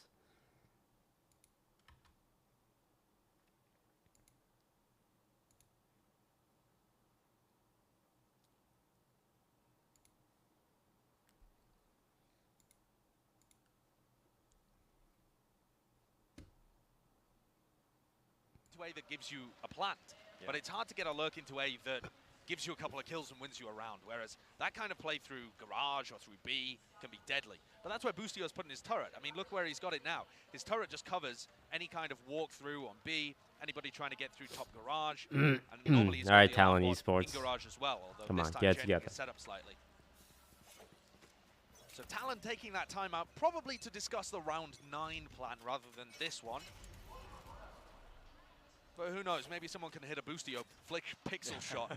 I guess not a flick, the Boostio pixel shot. Yeah, the reaction time test. Yeah, there's definitely a reflex play of the day. The weaker weaponry for Talon. It's a slow start to the round for them. Just contacting up. It's a risky play, but they don't want to give too much away here. Just hoping that they can catch someone unaware. And that player might be Boostio. Pressure's going to be they're just going to walk in? I actually like that. Every single avenue. And finally, the util going to start triggering it. Jogamo's going to be covering. Oh, God, there's a guy right there. Dash was activated, but spam straight down and a lovely smoke to try and separate at least that he could play around. Still the players fall, and the spike will get planted. Oh, no, not the A side. When will you guys learn? Never really going to be too ideal, but there's a paranoia now. The Rolling Thunder actually off the back of that. Just a small piece of utility being used, and Jit Boys. Well, the flash is just immaculate. Catching through, and it's up to BCJ. BCJ, I like BCJ personally. Needs to take a good fight, but just mistimes it. Big Sheriff Eco win. So many thrifties in this game so far. Yeah, a lot of thrifties. And Jit Boy, I feel like he was not able to have the highest win rate loadout right now is 5 sheriffs. Haven, but since then, woke up, his fracture performance was huge, his breach play now, I mean, farming the Rolling Thunder and using it to massive effect in this round. Shots like that. Separating that retake and allowing Foxy to pick people off at will. Yeah. That setup from Boostio, though, not a fan of it. And Boostio has gone back over to a different C setup now. 4-man stun. Really does leave him a bit high and dry there. I mean, I think there was a smoke to try and bail him out in that prior round, but matters not. Watch out, there's no woman there. Big blind. He can't see, but he has a judge. Look out! Look out for the judge! Shoot this, shoot the box! Just yet, still wading into the smoke. Got it. I mean, just spamming a common angle, I suppose. Stray bullet lands onto the cranium of BCJ. 4v3. Oh, I don't like this odd. Down now. These post plants. We'll see what Talon can Why are we hitting on EG? Because they the burned our crops and poisoned our Ethan food. could have got behind there. Maybe he what other reason do you need? I just don't see how this retake is going to work. With Jogamo as well, retaking with this operator. I mean, the possibility is there with the angle. There is no 4-man post plant. Ooh, God. This is why I don't like this setup. The aftershock, I think maybe Chip was just playing close into the cover, and now an attempt is made, sticking to the fuse, and the flank timing by Sushi Boys just...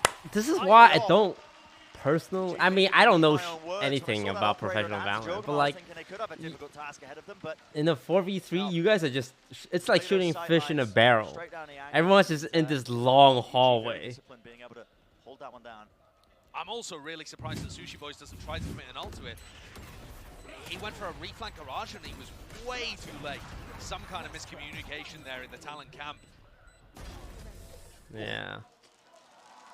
Good shot from Ethan with the Guardian. And that has hyped up EG. So far, is EG with the edge. Not wasting any time with that one, are they? Look at them. Jogama pushing all the way. The post plan for Talon Esports have been very lackluster. Play their own, pushing all the way Oh forward. my god, Sky Flash, Omen blind. Garnet taking up all the space in the connector, but alright, get the plant down, get the plant down. Nice one way. any targets still. It's going to be that plant, and including that. Watch out, there's a flank! There's two flanks. Just taking space into the other connector, pushing all the way back into it, and they might have just wow, wait, he killed the second guy with that spray. Overcooking the play just ever so slightly because BCJ, he had This the angle watched man's for. running with his knife out. And you got to respect that counter lockdown that was in play, pushes them out of position. Jip Wait, does that hit? A lineup for it with the aftershock. No, I didn't know that. That was a way to aftershock that. They're definitely cooking. I mean, Talon are definitely cooking on these attack rounds, but BCJ just read the play so well. Talon are very noisy in the way that they take C, and BCJ's positioning is kind of forced, but also perfect. He's on the edge of the lockdown because he has to be, but then he's for the sub dominating such this as smoke, Life, Summary Echo, which is exactly where Talon tried to Ilubu, check. Big Daddy Veronica, and Sweet Renegade. Not sure what they're hoping for. They're just running into their own smoke. A bit unusual. They gotta clean up their post plants, man. They get the plant down and then they just die. We need a timeout. We need to talk about our post plants. So this is one of their two opportunities to see if they can make the half a bit more reasonable. Potential for 7-5, but oh my god, he's just tanking it. Get the plant down, get the plant down. Oh my goodness. Why does he insist on planting in that happening. spot? I mean, this is just brave, isn't it, from Jorgamo? Some backup there with a power. Oh, he got out. TPing all over the bloody place. How is Cruz not taking a point of damage? Nice off shot. To take the fight. It's being watched for. Rolling Thunder used, by the way. Into the side to try and take that space. It's all over the place. Right now, swinging through with a dash. The knives ready. There's some backup once more. Players taking quite a bit of Where damage. was the molly? Just down to Fox. Reflank as well. BCJ finds the kill. So Talon Esports. So EG coming up to Talon Esports. We need to talk to the coach. The coach needs to come up with something, man. This is not working. Puggy game though. Yeah. I mean, rounds like that, chaotic, happening down C long. In terms of really how Evil Geniuses were dealing with it, with BCJ and Jorgamo, just awkward exchange. And a Rolling Thunder being invested there as well speaks to how much EG are putting respect on Talon and are worried about losing those kind of eco rounds. And it means that Talon have a massive advantage here when it comes to the ult economy. Big rounds, big ults to get onto the site, big ults to be able to convert. And EG are committing 4 players to an A lobby control play very early. This puts Boosty on an island. Okay, I like this C hit. Big brain C hit. Guys, there's no one on C. I don't know if you can hear me, but there's no one on C. Just walk on. Yeah, well, the A lobby push, yeah. And it's going to be watched for, I believe, by the alarm bot. So yeah, they found the alarm bot. I thought Sushi Boys was going to be waiting for it with Cruz, but they decided to just take the C site instead. However, Sushi Boys has called for reinforcements. Oh, here we go. There's going to be a bit of a clash now onto the flank. Okay, nice. Used his null command so far early. Away. It's so far away, isn't it? Yeah, that null command was so early. That they might be trying to use the ults to try and retake with, but that's okay, that's okay. They don't know there's 2 of them. He's going to try and res. Swinging through double doors, but oh, baby. Not the post plant again, guys.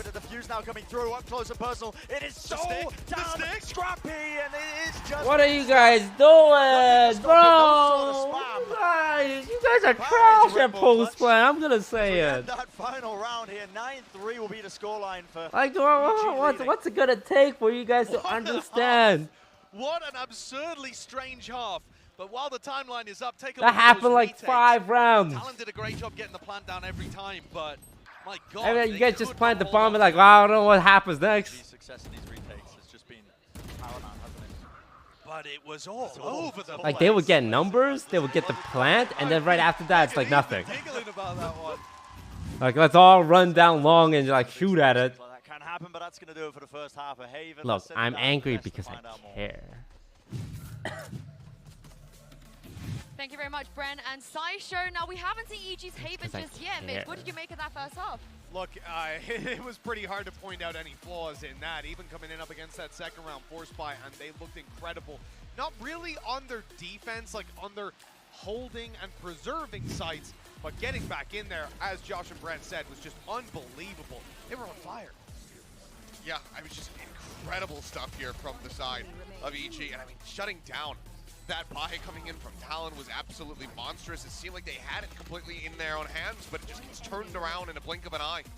Yeah, it's always just so fun to watch. This is disgusting. On the way back through, the fact that they're consistently backing each other up, Boostio and BCJ. We saw it in that very second round, the teamwork, as they're able to trade off every single fight.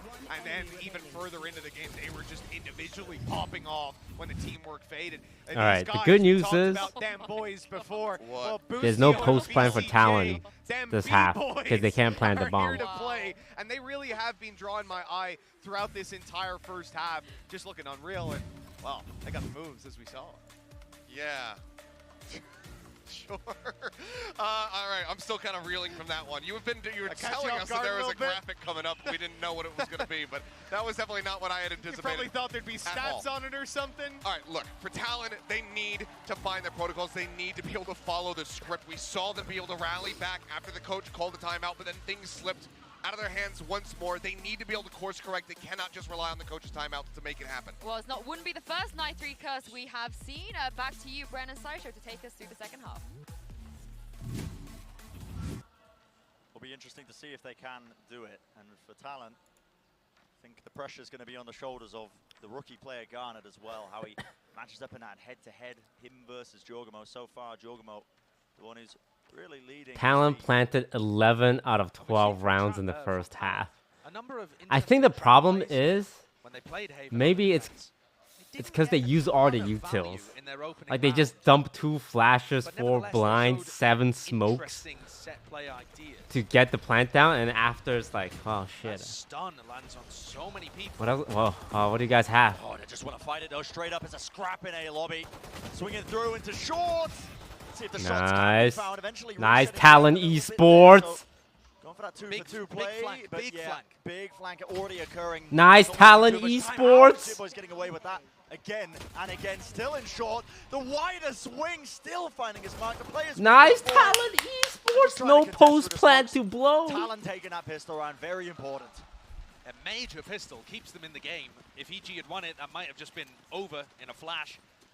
But also, there's another big theme that Talon showed last time. Okay, this is it. They can't screw up their post plans because they don't have. Look how fast this flank comes through. If you look at the mini-map here, these guys are sprinting down C and getting behind A lobby really quickly. So if at any point Talon realize EG are full A hitting, why are we showing this? They're gonna get wrapped. Why are we showing that? Oh, what are Talon going for? Camera director, why? EG with the force buy, big fight in mid perhaps. Half-armor and the Stingers. Oh man, 5-man Stingers. I like it. Here to go. Talon taking that re-swing. You can hear the footsteps. Fox does get the one right. Nice concuss. The stun as well, oh my gosh! Shoot the smoke! They're all in the smoke. But a pop flash play. Waiting their way through. Got them on the reload. He's out of bullets. The Stinger only has 5 bullets. Back and forth. The Talon again just coming out on top, and EG's economy is going to be set back after that one. Moments like that really are what can give a team like Talon. No way, no way they're buying 5 Stingers again. What kind of strategy? That's very true. What am I? I think that force buying in this meta is still really valid, and especially. So you lose pistol and you do double Stinger force rounds in a row, so that you can buy on your fourth. I don't mind it. It is going to make the game a bit more even though. My eyes are always drawn to what Talon are doing in mid here.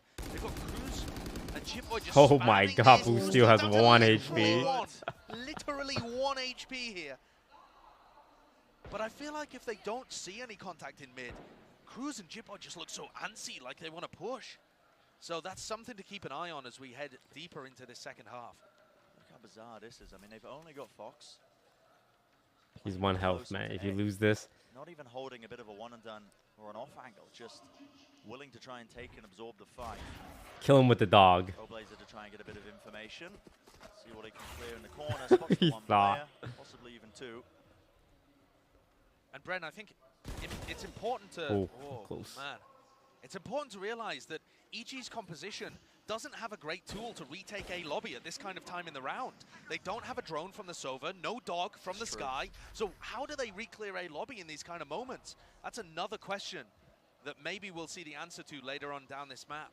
You could wait for the knife to come back online for Com, but so far the PCJ just trying to fake that presence towards C. Garner's just watching the angle. 30 seconds Deep left. down short, so he's going to spot a lot of those players out. And ooh, nice wallbang. Well, wallbang angle. Ethan's taking. Don't let him plant. Don't let him plant. You got utility out in your hand there, Boostio, and the plant will nice.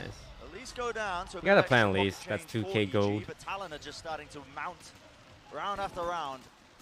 Let's go, Talon Esports. Already up. My Thai brothers. Thunder. Prime Gaming flawless, but I'm looking towards the next round because that's really going to define the economy. I cheer for all Southeast Asia teams. As a Southeast Asian myself. How Boostio kind of works a lobby for EG. Because unless you take it right at the beginning of the round, I really feel like this. Come on, buy Stingers again. Buy Stingers again. Massive clash here. Round 16, a bit of a delayed bonus for Talon with big ults. And this is 4v4 in a lobby. The fault line should get off, I think, before the knife hits. No, well, not quite, but you can see the rolling Get him, get him. Yep, they want to fight this one. The classic right click, a bit of a free gun moment. No, don't use birds to fight. Use guns to fight. What are you guys doing? Pure pandemonium, but somehow EG have come out on top. Bro. if birds don't kill people. You're gonna have to give me 3 replays. That's so upsetting. That was all over the place. Yeah, who knows? Who knows at all? Left down to Sushi Boys and just hoping that he can isolate one of the fights, but nice, Sushi Boy. Swinging off that one, but damage was done enough that Sushi Boys might second guess himself trying to fight this one, but he does. Come on, get some guns, break some armor. I think it's worth just trying to fight this one to take weapons out of the hands of EG. Yeah, I would agree with that. There's not a large chance. Don't let the breach get the kill. That's an outlaw. Or something is actually important. Keeping the economy under check. Don't find too much though, and a stun to slow him down. Gonna try and die to bomb. Oh, gets the free phantom. Run! Find them on their 10th round here. Actually, ooh, I'm in free gun. Not bad. Yeah, the clash in a lobby is massive. It looked to me like Talon okay, Garnet S on the op. On the breach you guys know about Garnet S, right? Good value over on the A side of best things, jet opper in this entire tournament. Yeah, there's those replays you're asking for. Exactly. Well, that's the crucial one actually, because the Rolling Thunder and the Paranoia. Okay, that Omen TP, that's a troll. That's a troll TP, man. No one's blind. Yeah, I feel like you need a smoke at the back of a lobby there to even find that. But you can't be doing that. It's an open sideline, open angle. Fast play anyway. EG not messing around. Nice Garnet S. How about another one? Oh god, he's blinded. Big chat swing out. Big chat swing out. But eventually falls. There is going to be that trade, and right from the side. Talon Esports. No one clearing it. Cruz with the slightly deep ajar smoke, I suppose, at the top of C just gives him that tiny amount of room to work with. What are they gonna buy? And that one is unfortunate for EG. They decided to go for a C-split off the rim, and Talon already had 4 players in that area of the map. 3 guys with AKs, 2 guys with Vandals, 1 shorty with knife, and 1 Stinger? I don't think there was any way that EG would win in that round, but it was a bit of a roll of the dice. Not bad. So far, this map has been a bit bizarre until the way it's been played. There's still danger in this too. Yeah. Round 18. Come on, Garnet S. Force from EG. Chogamo with the knives. Boostio only with Stinger.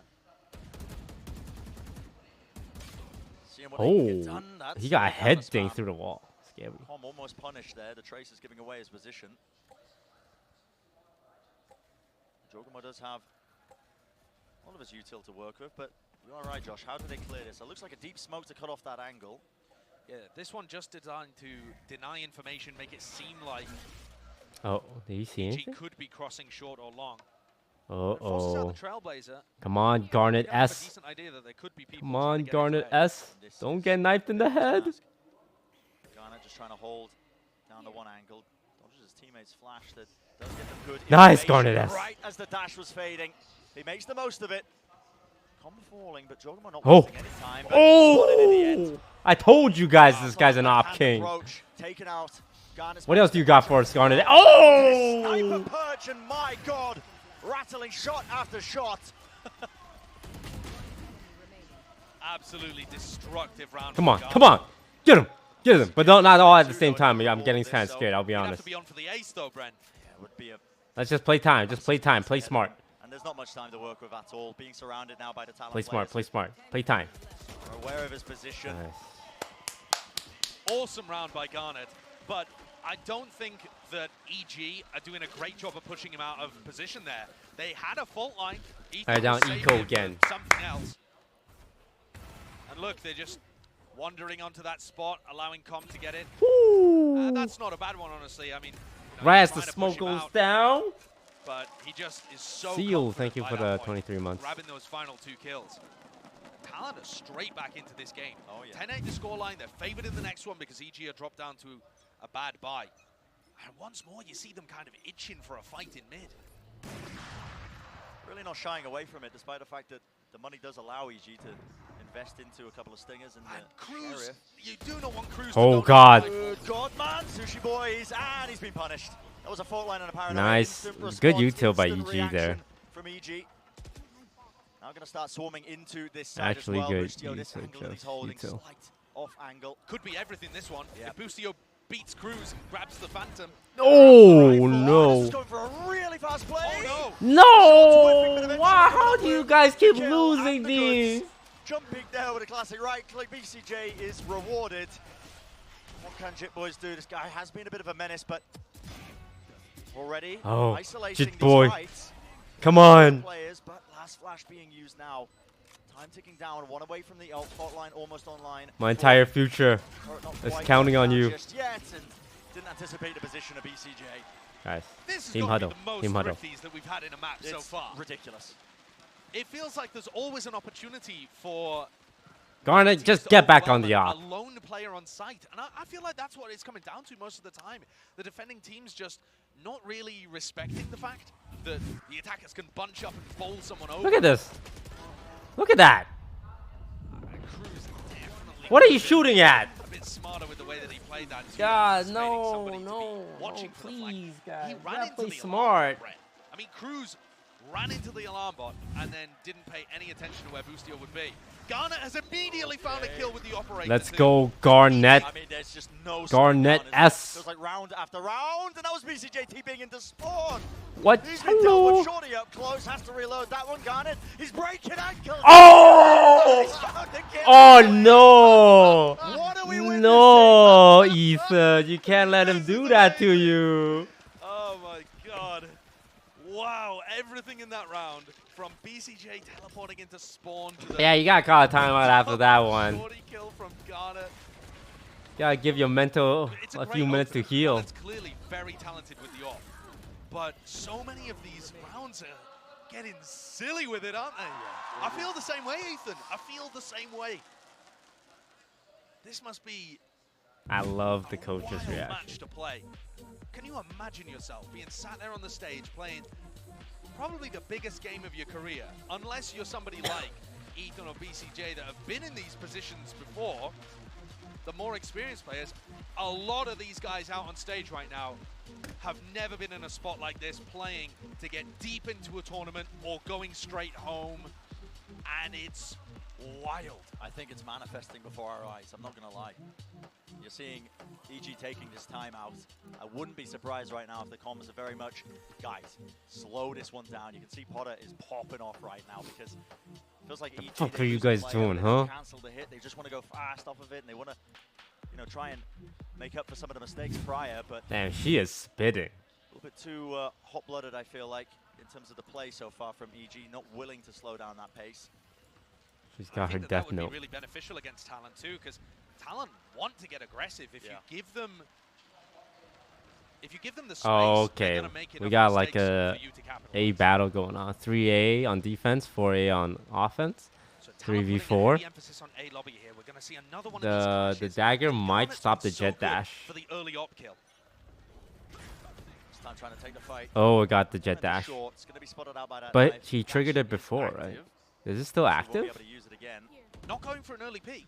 No, maybe waiting until being this patient, being patient. Use it, so this is the timing you want to try and smoke to drop it off, and still he doesn't want to give up the angle, but they know. At least escape with his life. There was a paranoia sent down to push. They're working slowly up along A. 4v4. Both killjoys on lurk mode. Boostio's kind of got the rest of the map in terms of utility. Sorry, Sushi Boys has kind of got the rest of the Killjoy map. has eyes on C and B with her utils. And to be honest, BCJ hasn't really been that active on the lurk role, so still 4A long. And look at that. Great information for Cruz. Nothing C.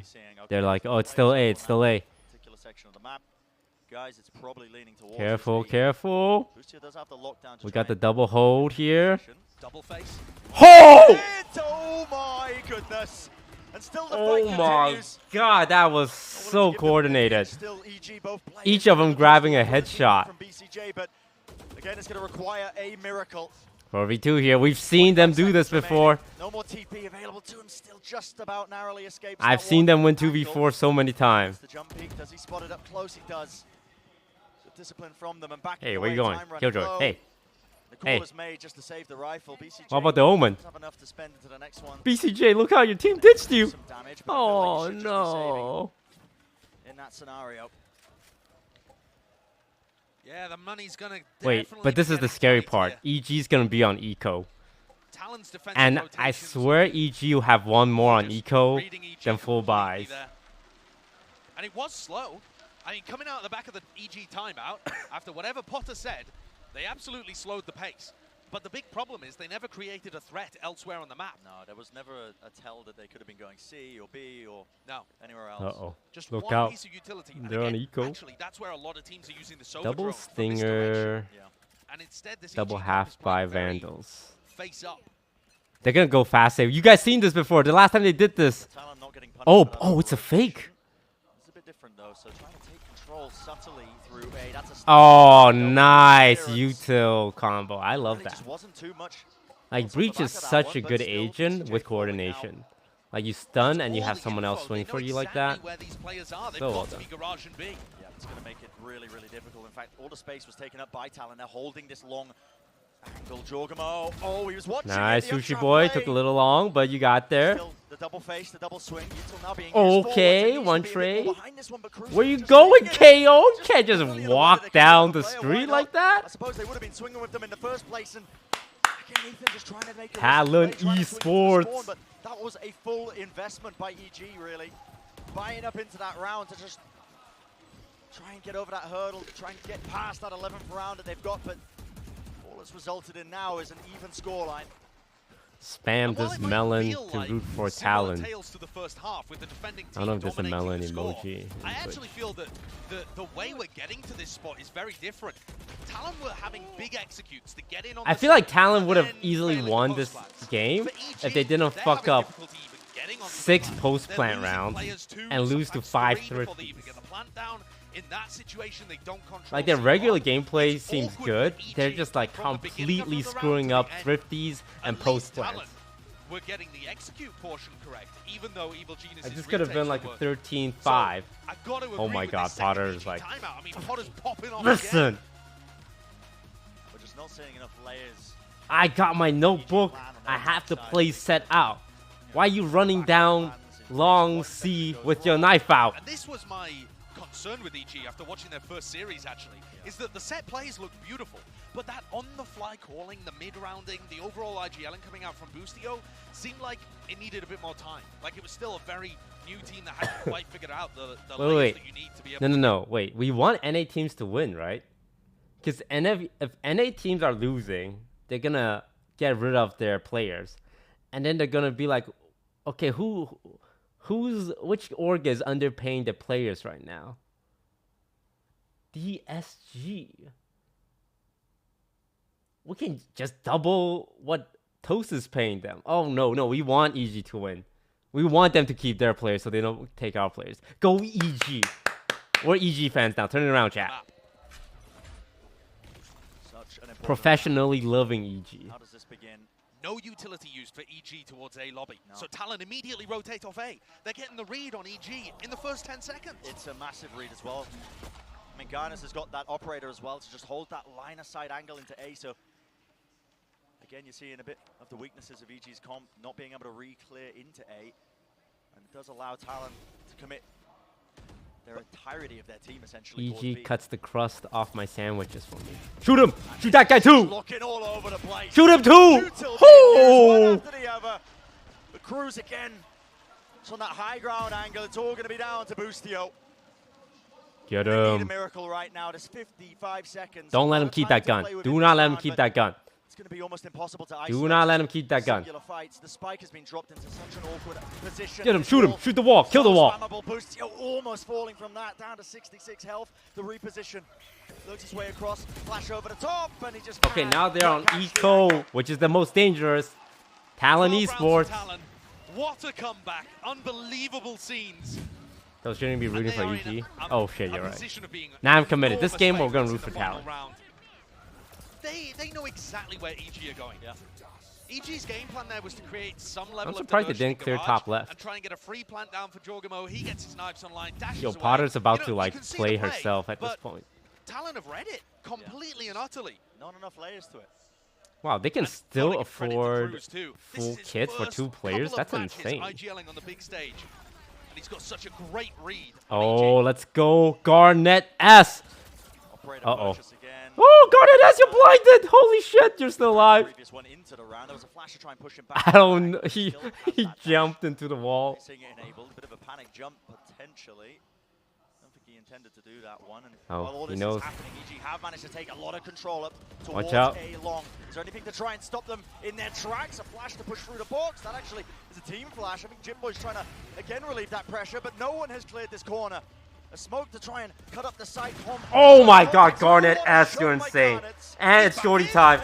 Oh my god, Garnet S. Disrespecting the lockdown. He's everywhere. Lockdown. In the end. And lockdown out of the position. He is taken out. TP forwards. It is so scrappy. The 2v2, but now the defenders locked down. This is going to give them a lot of space to work with. Talon. Dude, Garnet S is like. This one, BCJ, this is such a risky play. I thought he was going to ego it with his ult. It gets out just in you time. know what they are. Away, but this post plant needs to be perfect, and he's just trying to get on the line. It's all down to Ethan. The stun. It rocks the line, a side angle, still half on the defuse, and Ooh, Talon Esports! For Talon Esports, 13-11 will be the scoreline for map number 1. Beautiful comeback from the Pacific I love team. me an underdog And story. it's looking like the alpha bracket might be America's on one side, Pacific on the other. Still more of this series to go, and the teams separated by a thread. But my word, 9-3 what curse. a performance. Jitboy's breach looking great like it did yesterday on Fracture. Yep. Cruz calling, amazing on the defense side, even though he couldn't get much done on attack. And I think EG have got to go back to the drawing board a little bit if that's their game plan on future maps, because their attack side calling quite one-dimensional. And really, there wasn't anybody able to get off that big play or that huge lurk. If you look at the way that Talon played the defense side, C was very open in a lot of these situations. They were heavy stacking towards B and towards A. And yet, no one from... There wasn't any nuance. Yeah, no one from EG decides to figure that out and go and explore. I guess that would be BCJ in those kind of spots, but or maybe even Boostio. Definitely a struggle for EG when we reach that second half, and Talon completing an amazing comeback. Passionate he did. You just sort of, I mean, these guys were shining from moment to moment. It's unbelievable. I mean, who would have thought that this team, after not being able to play with Padify because of wrist surgery, after losing their superstar smokes player Scary in the offseason, Oh, wow, he angry. He angry. Dude, even I'm getting scared. I'm like 5,000 miles away. I mean, everything was looking against them, but here they are. I mean, listen, Cinderella run. Man, it is that Cinderella run. All they have to do now is actually activate that killer instinct and close things out, because EG is still a dangerous team. Absolutely. Well, that's going to do it for map number 1, but of course, even more of the series yet to come. So don't go anywhere. We'll be right back after this break.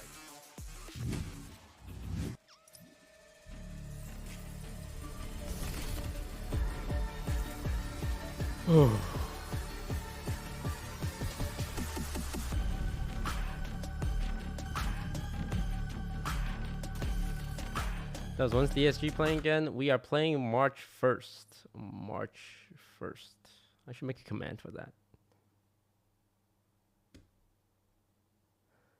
We will be playing against OR Esports, which is currently the bottom team in our bracket. But it is still losable. OR Esports got some good players like Zeldris. It's not a free win. If we lose against OR Esports, it's very hard. Then the 4th place battle becomes super contested. If we can win against OR Esports, it's not guaranteed, but it's just a step. Like we gotta win this. Like this is a must win. Similar to Mad Lions. Against Mad Lions and OR, it's must win game. Against the Guard and M80, we're unfavored, and the big question mark would be the TSM match.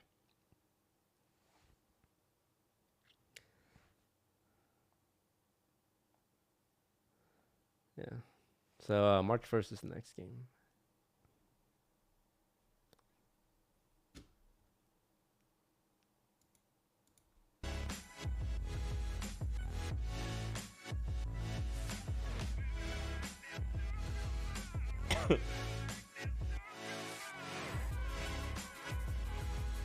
Who's the strongest in the other group? I don't know. They all seem okay. Like, they're good. They're like, if the Guard is S tier,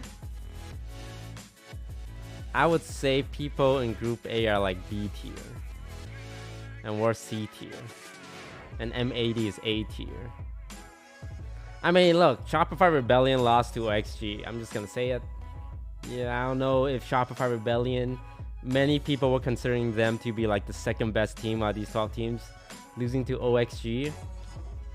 I don't know if the second best team is supposed to be losing to a qualified team, man. Come on, say it. Also, your team is named after an e-commerce website. I'm gonna come out and say that. You're named after an e-commerce website.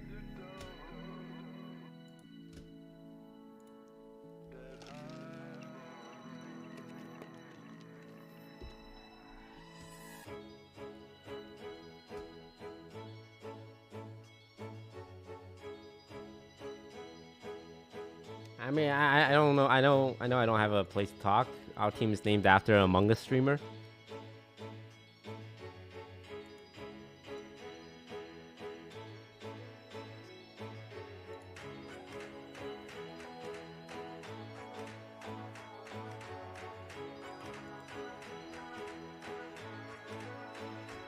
You guys have a logo?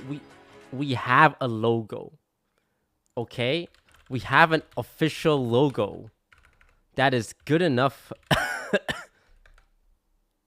That is good enough for Riot Games, but apparently not for Liquipedia.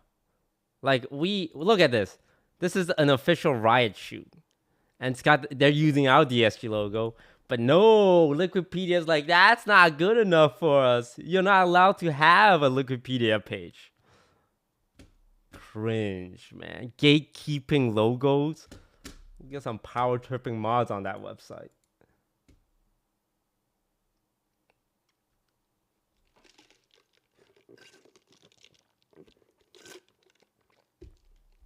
Good enough for Riot, not good enough for a website. What can I say? Talon played an absolutely incredible game. I mean, after that first half, listen, I do not think I've seen a team plant 11 times in a half, win 3 of those. 11 plants, 3 rounds win. Come out of the game thinking that they could go all the way. This was unbelievable second half play from Talon from every aspect, not just individually, but even, and Sideshow touched on it a bunch during the game. The calling from Cruz was unbelievable, and they were dealing it up against some players like Ethan, who was having a very good first half. I mean, he had some incredible plays, no more than what we just saw here, countering the Rolling Thunder with a flash in, slowing them down, converting 3 kills. It was a great early attack by Talon that got squashed, but look, after that first half, they just couldn't make a mistake. Yeah. It was a really risky play, but it is the breach. Why did they make them do the esports pose? Like, why? It's not the player's fault, because the photographer, hey, can you do me? Can you give me a shot where you're like pointing at your brain? And it was like, okay, new player, that's excusable. Today he is fragging out of control, dropping 176 average damage per round, and inevitably overtaking Ethan statistically. I know, because I've been to shoots and they're like, hey, give us like a big brain pose, like you're thinking of something.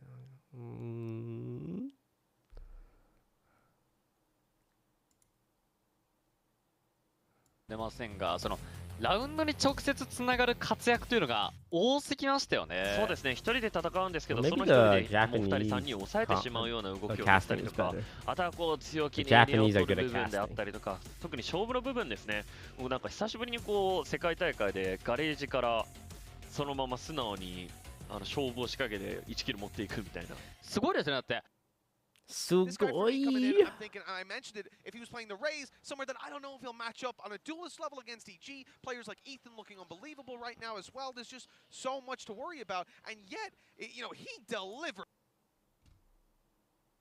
It's gonna be very rare to see like triple duelist like initiators in this game right now are just like too strong. Like every initiator is like really, really good. That's the meta. And like duelists are like low key. I mean, if you're only Jet really. Like, I mean, Jet. I mean, maybe Raze, but the Boombot actually like hurt her a lot. Right? That's like 50% of her duration. Like that's big. So weird change. So who does it buff as a duelist? By Raze or by her getting nerfed? Like would it buff? It's like we're in the same call. Simply like just nerfs. I don't think. What yeah, I agree. It's yeah, like these nerfs. Does Raze nerf buff other duelists, or it was just mainly about her? Yeah, I nerf? think like, Tarek, that's a great point. Duelists, I think Jet's gonna see more play with that recent Raze nerf. I think. I mean, a little bit, maybe like Jet like. Jet's Neon. like maybe Yeah. I I don't agree. think it's that big, but it's just more so like she got hurt more in the. I'm honestly not even a massive fan. Like point. I feel like even Neon at that point, like I don't know. I feel like Neon long term is never ever like the move. I feel like it's like literally the only like reliable duelist right now is Jet. Yeah, because it's kind of like this is just so good, it's right? Kind of like a gamble of like hopefully the util connects to where we need it to, and I agree. From my peak, because otherwise you got a good like, point, Tarek. Easily get caught, right? Yeah, and hopefully they don't expect like, because I feel like Neon, a lot of it is just like gimmicky. Even like Yoru could be very gimmicky. What about Yoru? Like, yeah, I feel like Yoru. Yeah, what about Yoru? No one uses it, right? Oh, like, what do you guys think about Yoru? I think Yoru's like one of the stronger duelists right now. But I think like the issue with him is it's just like the same issue with Neon. Like it's very hard to pull off. Like you need to be not close to perfect, but like really like. It's a similar problem. Back on track. That did not happen here, and this time around, the timeouts didn't really, unfortunately, help too much here for EG. Yeah, I mean, one of the things we mentioned was the ability of this team, even when losing. Yeah, I'm getting sick watching this.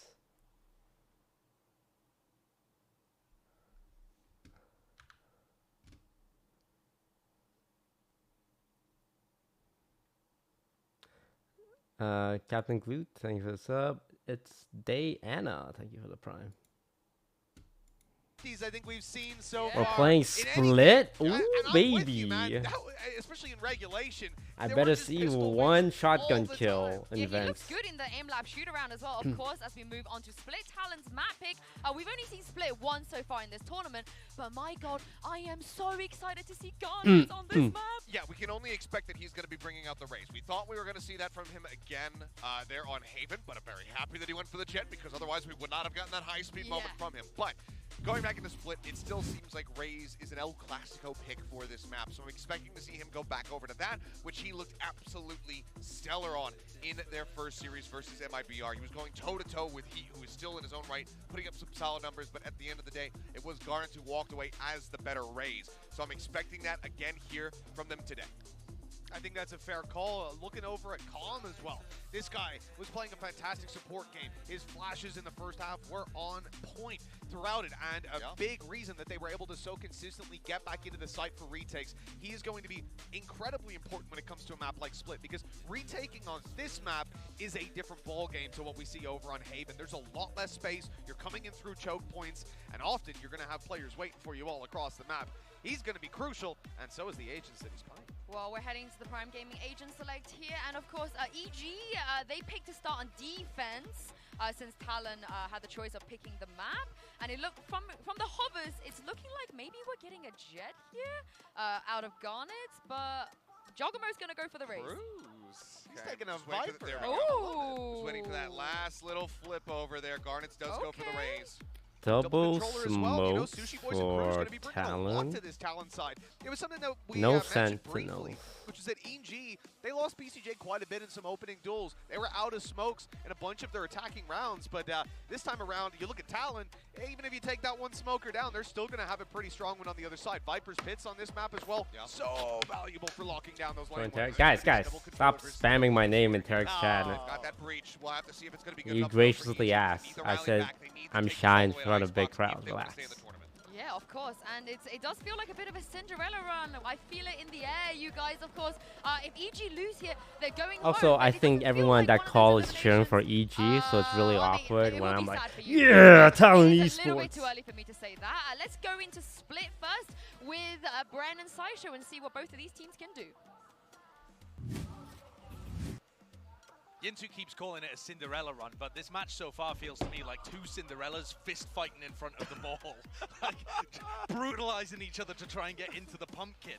It has been a scrappy affair thus far, and I'm interested to see how this map plays out. I have no idea what to expect. Yeah, I'm happy to see Split though on the big screen again. Yeah, you know, back on the big stage, played again once more in pro play, because this map has delivered in the past. We'll see if it delivers again in this series here. If EG gets eliminated, who else am I gonna hate on? We're seeing last time from Talon as well. The rookies on this team. Guess 100 Thieves for the other group. Finding their footing, going crazy. Yeah, in a previous series. I don't cheer for the teams I love. I'm just here to cheer against the teams I hate. NRG? No, I like NRG. I like Psalm. That's wild. That is an unbelievable performance, but we like NRG here. Talon not wasting time. Already just moving straight down mid. There was no one to really meet them. No portion of utility. It's gonna be a flash to just Watch out! There's a dude there.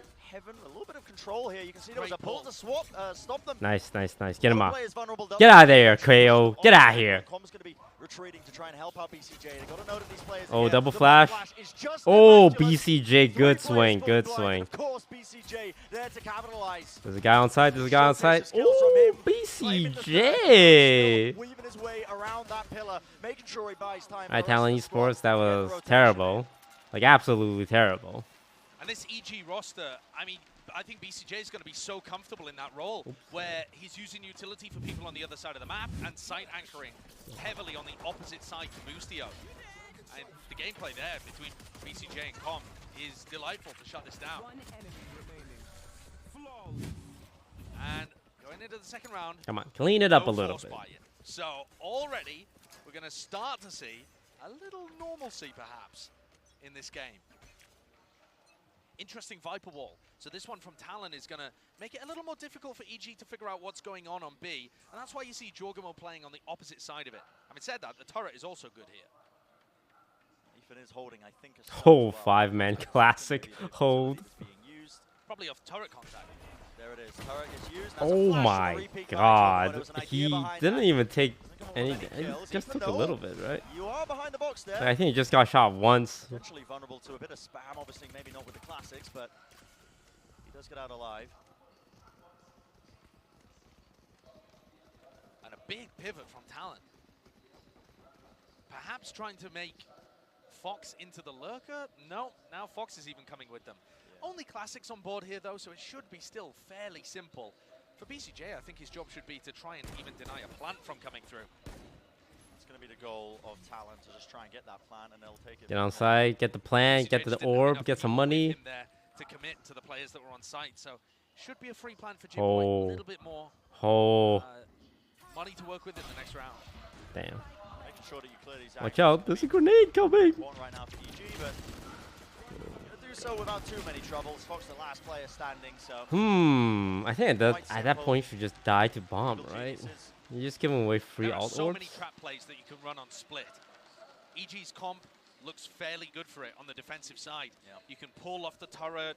You've got flashes that you can bust. What does the Z stand for? What's this floating Z? Oh, Z. I'd like to see them set up for something like that in this round. Weaker weaponry, always a good time to pull out a set strat. Maybe cook something up. And it's interesting to note so far, it looks like they're loading ult points onto Cruz. 0 and 2, but I think he's got 4 ult points so far. May have misread that though. Oh, right. EG with the fuel so they can't die the bomb. And this is why I'm not a Valorant coach, because I don't understand game mechanics. Alright, Talon Esports, let's see what you got. This is the rifle around the Talon. That's what they were waiting for. I want good, smart plays. No heroics. Too much presence being shown. The knife also doesn't tag on to anyone. If this is a B split, the Killjoy utility in B Heaven is deadly. Off the back of a fault line from Ethan, if you were stunned up going through those nano swarms and hit the alarm bot, you'd be dead.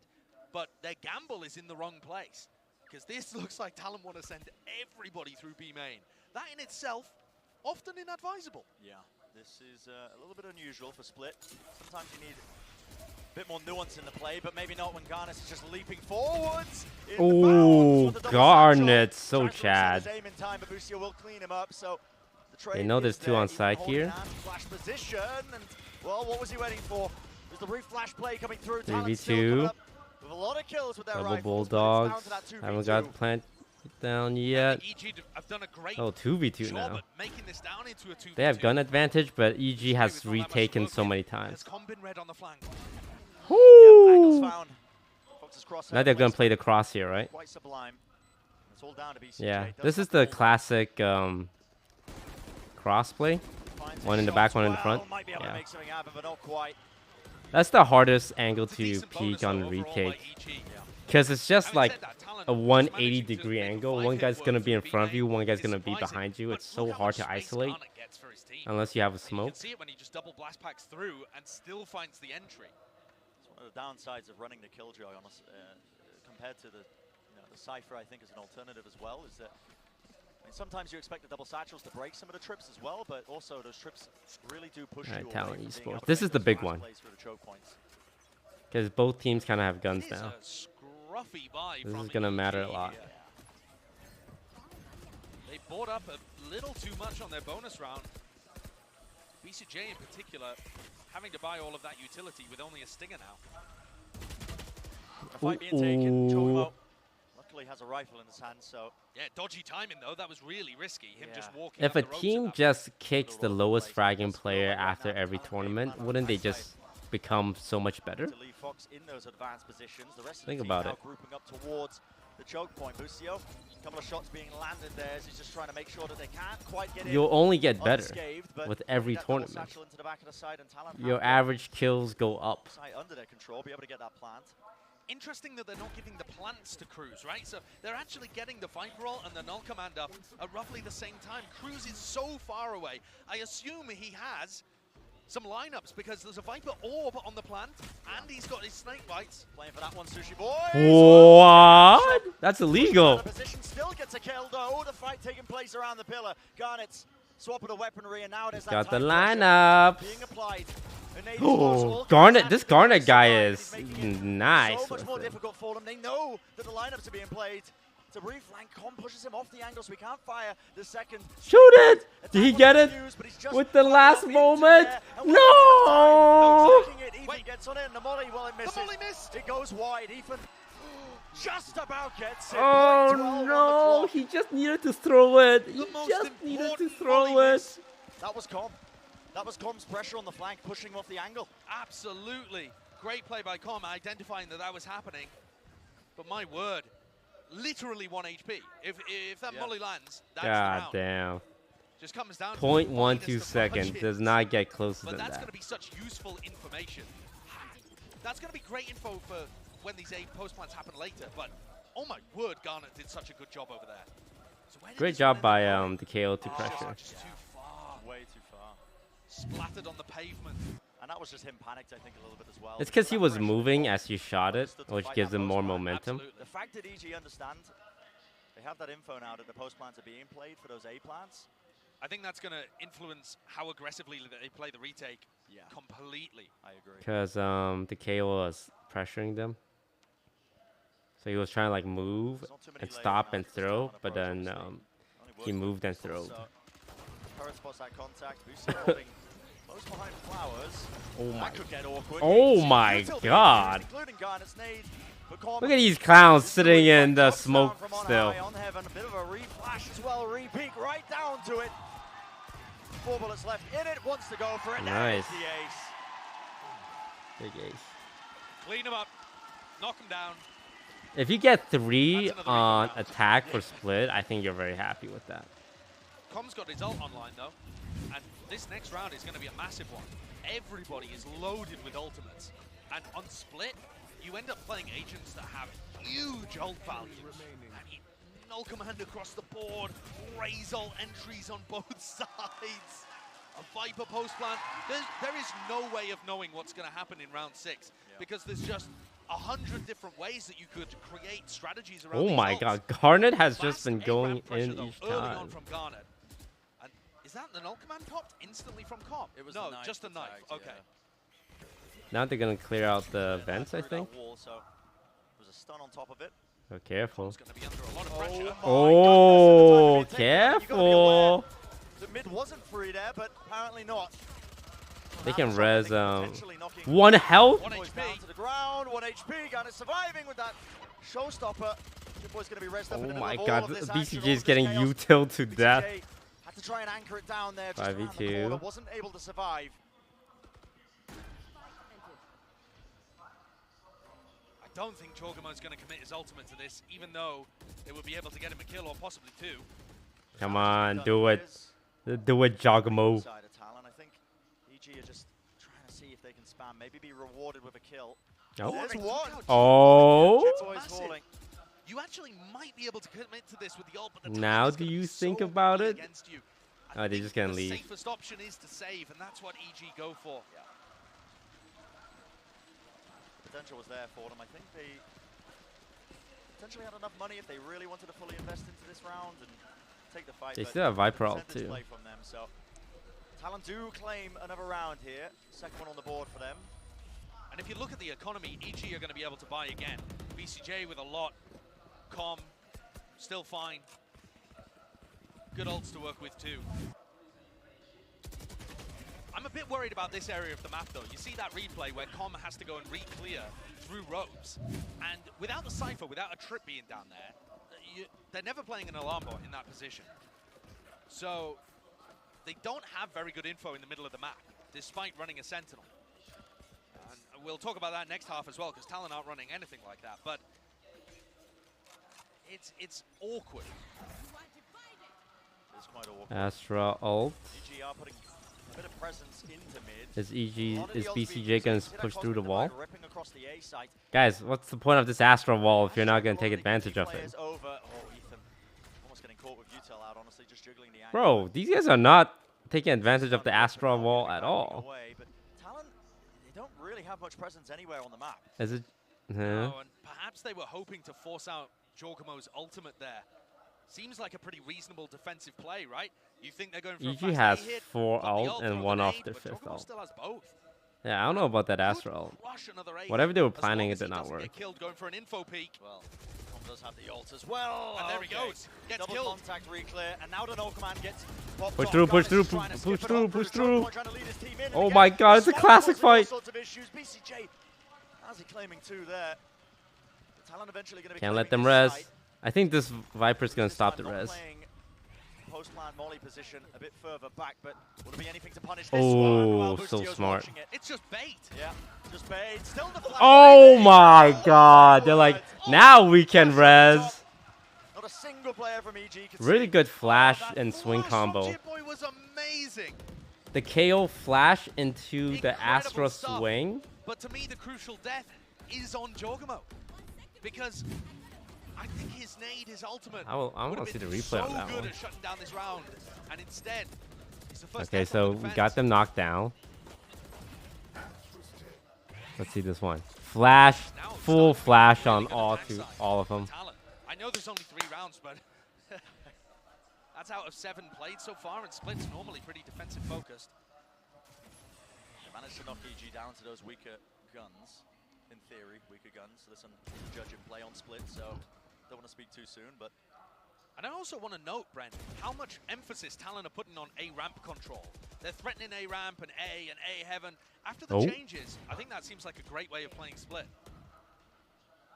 Making sure that they take control of that one. Still holding the space there. Did they manage to grab early? Boostio was hoping, I think, for a cheeky kill there with a Sheriff. I like how Talon have really slowed down this round, honestly. Not giving too many opportunities for EG to get back into this one with the Stinger bite. And once more, it's going to be another... Wait, who's got the judge? Ethan? I want to see this. I love Crew's judge. just trying to deny information with the Viper setup, and it's going to It's work the most nicely. tilting thing to die The to. defense is still spread pretty... Watch out! He's got a judge! I feel like Ethan is just guaranteed to get a kill here. Look at this. Bonk. I mean, it's just the judge up close on Split. I don't think it's going to make a difference, though. Nice work. Probably not, but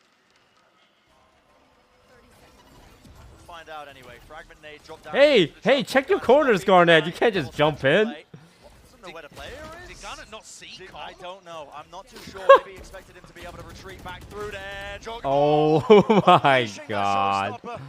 Not the Thrifty again. 10 seconds. Will they get the plant? Pushed off of it.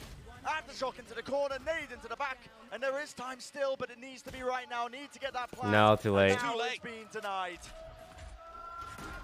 Wait. Pushed back off of it, EG. Come on, guys. How many times we gotta get Thrifty? Thrifty round. I'm amazed that they got that one. I really am. Yeah. I don't think Com should have had a kill playing from that position close up. Yeah. When Garnet didn't check that corner on his way in. Surely he sees him. And yet, didn't turn around to deal with it. Good usage. I gotta say, good usage of the ultimates though from EG. Very opportunistic, using the Raze ult, using the Breach ult there to capitalize on an opportunity. Great stuff. This is the first time really that we see Talon putting a heavy emphasis towards B since, I don't know, round 2, round 3? Yeah, from early on essentially. Once again, same game plan. Bit of util to try and All right, now into that deeper position. He does we have the judge on Garnet. It forces Jorgamo out of position ever so slightly, but now going to be able to reclaim that space, and there is potentially flash play. Yeah, You okay, can't back up with the judge, man. If you're gonna run a judge, you stay in there. That was a Viper's pick committed there by Not good. Cruz. Not good. Very well dealt with by Either Evil pop the Geniuses. Viper Very ult well dealt with. or run at them with the judge. Nobody challenging Garnet while the Viper wall was up. Yeah. They wait. The players in B heaven are covering the Time left out. side of We the gotta pillar. talk about The that. players on the ground are covering the right side of the pillar. Very good defensive protocol. And Boostio doing a great job up from B heaven, comboing with Jorgamo. The 2 less experienced players on EG there. Coming up huge. Talon taking this time out. I want to see a bit more nuance to their play, I think, for the attack side, at least on Split, because so far, Josh, it's been a lot of heavy hits through the choke points, grouped up. They haven't got mid once. No, and I think as well, EG have got a bit of a handle in this one now as well, because the players, there was just complete peace of mind.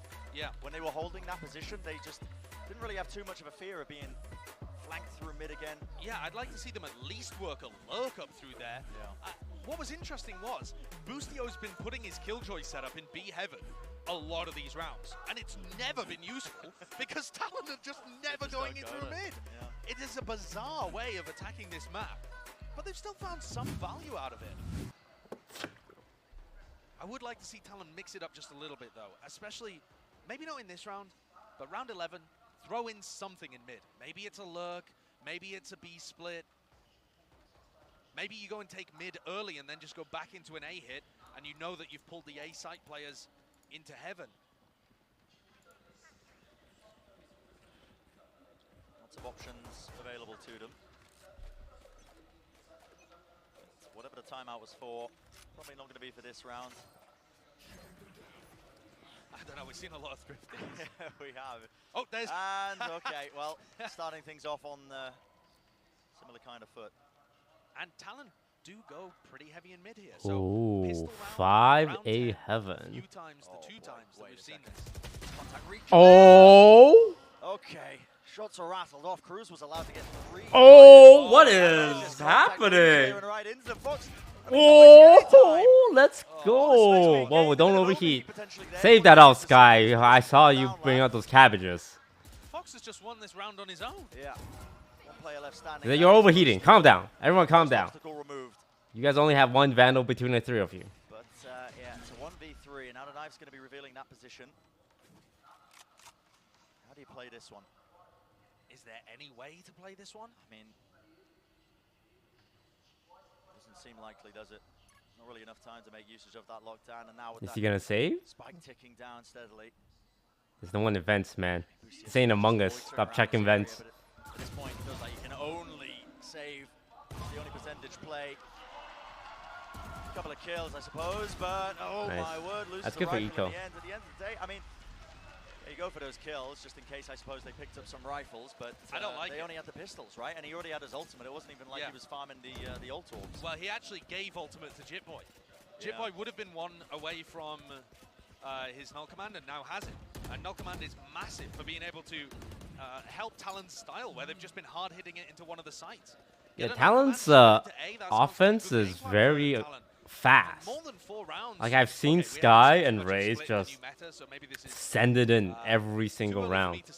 Let's keep our eye out on the Raze. Is she gonna do fast or slow? Okay, brings out the boombot. Yeah, she just runs it, man. This guy literally just runs it. Yep. I think Garnish is running straight past this one. The pull being utilized. I mean, it worked a few times, but too much punish off the back of it. BCJ holding that smoke, discipline. Yeah, this round was you guys they kind of just gave it away. Garnet was just like walking up mid. Once more grasping at straws, I think, in this round, just trying to make it. I liked it better when they just double raise satchel in. The only time that we've seen a fight in mid. So Talon now 3 out of 11 times have gone through mid, put some level of pressure there. But this time the only attempt for EG to fight them, and EG dealt with it very easily. Yeah. I am surprised that they didn't try and get value out of the Null Command. But they've still got it for round 12. Unless Sushi Boys and Fox can pull out something miraculous in the 2v5. But with only 30 seconds left, we shouldn't try. We shouldn't be dying. Well, we should be saving here, right?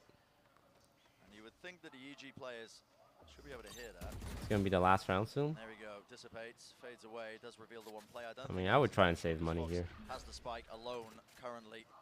I'd like to see them save, if anything. Yeah, but going for the plant onto heaven. To smoke to try and as well. Wow, that's going for the plant. I want to see this. I want to see this. A dangerous position, actually. And the late backstab here by Sushi Boys. He's holding himself. Ropes. Okay, I don't want to see it. I want to stop watching after that. Just swinging wide and not able to land those shots. It's just down to Sushi Boys, but his position is known. I think they heard him, and there we go. BCJ exiting just out of that astral form in time to be able to trade it, and so EG starting to command a pretty decent lead. They can convert this last round. I'm really surprised he didn't try and save his gun. And Talon's economy is going to be a little stretched here, but I don't think it's going to be anything disastrous. Fox really that's a good walk out through the smoke. Take a look at these replays and then study the economy afterwards. But I think Talon have just made a big mistake. They should stick to just hard slamming. I said I wanted them to save, and now look at what they're working with. 2 Spectres, like Armor Guardian. I mean, it's horrendous. Definitely the best decision there was just to keep the 2 rifles alive. But I think EG has to read. It's a fake onto A with the Null Command. Fake? Double ult fake? This isn't gonna work. Force out that lockdown almost immediately. This is so good from Jogamo, though. Using the boombot, did it spot anything? I don't believe so. Well, the players are not biting on EG side. Look at that. They still have their coverage. Smart of EG. Like, really smart. They got the Killjoy ult, but that was it. Just a little bit awkward there as he's trying to find that fight, but One kill still backing away, and Talon are looking. But 2 ults for 1 ult is just, as a mathematician, those aren't good numbers. With how close Garnet and Jorgamo are to their ultimates, I'm looking at both of the Raze players in terms of, can anyone turn the tide of this round? Yeah, you need some really flashy plays, I think, to be able to find their way in and talk about flashy. I mean, Fox just delivers with a shot like that. Lets off the Seekers almost immediately off of it, and now you can see a bit of a split into heaven. The player's close. Satchel pushes them back and away. BCJ, he's traded. Oh, he's gonna get Molly. Close in the corner, Ethan. Nice. Forced to take the fight into them, still somehow comes up with the kill. The spike needs to be planted, and EG, they're not wasting time. Already dropping down from heaven. Lovely flash re-clear, but down to that 1v1. What was that swing? You knew he was heaven. That is going to be quite a respectable half by EG. Managed to claim that 8th round in the half. He also flashed himself. What a difference when you look at the player reactions compared to the end of Haven. That solid defense side. Look at that shot. That 8-4, very respectable. And the players are fired up. Compared to looking at players like Ethan, for example, where he looked distraught and confused. Big change in morale. Massive change in morale, and so the first half. Okay, number 2 defense. Defense on split. No post plant. Thank you very much, guys. We saw a lot of cool ideas there from both sides, Mitch. Some of them worked out, but some of them just didn't quite land. Yeah, no, I think it's fair to say there was some disruption coming through on the other side. Yeah, EG again showing us that they're good at fighting their way back into control that they've conceded. But I have to say, all in all, it's a deceptively good half. Like, the fact is, yeah, it's hard to tell. Like, we saw Loud play, and they got 8 rounds on the attack side. They won the pistol, though, so it's kind of difficult to then gauge where we're at right now. I will say, having lost the pistol, still coming out with 4, I'm willing to say the attack side, I still expect to be a little slower. That was a really nice play we're just seeing here from Sushi Boys, though, actually tanking the utility and then coming out when the aftershot's gone. Yeah, really good little surprise play. And, you know, a lot of surprises attempted here for the side of Talon. You had this really deep setup from Cruz, trying to get this post plant across. You can see it's delaying Ethan. He gets in onto the spike, has to wait as the poison orb comes up. But then, unfortunately, Cruz, he just ends up getting pincered in there. Really great pressure being applied by Calm, making sure that he could not get that next lineup to come back across. And then Ethan narrowly manages to get that defuse with, what, 0.112, you know, 1-2 seconds remaining. Exactly. Something like that. So it was really well done. But the thing that I'm looking forward to now here for the side of Talon, if in fact these 4 rounds are enough on the defending side, is going to be this double controller setup that they have for themselves. We saw Loud playing this just yesterday. Now they have for themselves, they look incredible on the defending side of Haven. Can they replicate that here on Split? Well, Talon, they managed to come back from a 9-3. EG, they have to hold on here. Sideshow or Bren, or they're going home. The pressure is certainly on for EG, isn't it, to try and convert this map, and they've got themselves up to quite the tremendous lead at that 8-4 half. I'd say quite a good job, honestly, as well, with the mental rebound after losing that previous map in a fashion that they did, letting that comeback happen in the first place when the map was largely in their hands. Completely agree. I think for EG's composition, they're going to find it difficult to threaten a ramp unless they take it early in the All right, Cruz, you got to hold it down. There's about to be 3 guys knocking on your door. Stuff like pullback smokes, but no Cypher, no Viper over here. And here we go. Pullback cross on the Astra return. Like that. I like that. BCJ is going to be incredibly important in creating a ramp pressure, even if he isn't playing there. Cruz just opting to hold up here, but look at this reclear into mid, into sewers. This is incredibly aggro. Oh, let's go, J-Boy. Surely J-Boy should not be favored. BCJ does do a lot to Oh, 3 guys walk into smoke together. And EG players looking to try and pivot into this one, but they're pivoting right into Fox. What is occurring? I mean, this way, that way, a bit of indecision, but eventually they're deciding on the correct side of the map, getting that plant down into... Oh, this is risky. This is risky. Yep. Oh, he didn't know whether or not to shoot the robot or the man. Always shoot the man. Because BCJ is so far away from the rest of the team. When 3v2. dies, it's actually a 3v2 on the retake. They gotta go soon, or else BCJ is gonna get the flank. Come on, guys. Backstab angle that position, and already this push coming through. Talon What a kill. Go, go, go, go, go, go, go, go. Oh, then UBCJ was on the long flank too. Talon Esports. Overcooked from EG there. They had all the opportunities in the world to win that pistol. And talk about repeating stories, Brent. EG up at the half, massively up at the half. Lose the pistol. Last time on Haven, we saw them go for a force buy. What do you reckon? Are we going to see it again? What do you reckon? Do they go for a force? Because you said it, Brent, last time. Force buys let the leading team, they kind of open the door for the comeback. Yeah. Slipped away from them off the back of it, but no. They're not stinger buying this time. I think that's a good idea. I think this is wise. I think it's the right play. Talon have already demonstrated a desire to fight aggressively for mid. Doing it again. Yeah, still trying to take these fights. Pushed up angle. That's the util used to try and push Boostio forwards. But shot the bot just in time. Luckily, teammates did have his back, making sure to break it so he didn't take too much that was damage. scary. One, but okay, Fox. Nice. Oh my goodness, just peeking into the turret as soon as he hears it placed. Talon having... Is this a double heaven hold? This is good. This is good. At least containing any sort of avenue. Good usage of utility as well, just to make sure that they're rotating it. So no space can really be gained by EG, because I'm going to be backing away, looking to retake that B main control. A ramp information completely known by Talon. No pressure on that side of the map. Using a flash as well just to make sure. They are, of course, worried that this could be a pivot through mid to A, but as this fault line comes through, they can start rotating. Quite nice. Still gives them the...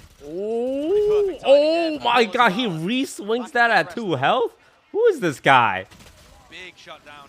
No problems whatsoever. And 5 Spectres taken into the next round. Doesn't even go for the reload, just busts out the ghost, and I'm going back in for more. Well, managed to get one away from his ult now, off the back of all those eco kills. And the ult is pretty good for the retake. Yeah. I think that's mostly where you're going to see it used. God damn. Especially on B. Okay, if they win this, this is huge. Double blast pack from heaven? Is that what I'm looking at here? Is there import rules in NA challengers yet? Look, these Southeast Asian players are good. And I bet they're cheap. And he managed to strike back. I respect it. Even though it didn't work, I respect it. I love seeing a little set play like that. I bet I can double their salary awareness easy. From EG. The Talon could be getting very aggressive in that area. Are we replacing though? No, I'm picking up a second team. Slow the pace down. Really slowed down that pace, which is something that I felt missing at times on Haven. They were getting a bit flustered on their attack side. It's important not to let... I believe this is considered colonialism. Oh, big damage. Boostio's pretty low. Using those rifles, making sure that they're trading effectively. Tells us that's racist. What? It's racist to point out the fact that the average salary in Southeast Asia is significantly lower than North America. It's quite tepid, isn't it? They don't want to be taking... You guys like, I know what racism is. I'm an expert on being a racist. But as soon as Sushi Boys and that is not racist. That kill, EG are going to realize, oh no, the other 2 players are elsewhere. Yeah. Could still be a bit dangerous though, especially given the health that Boostio's on. Well, Sushi Boys has just got his ult now.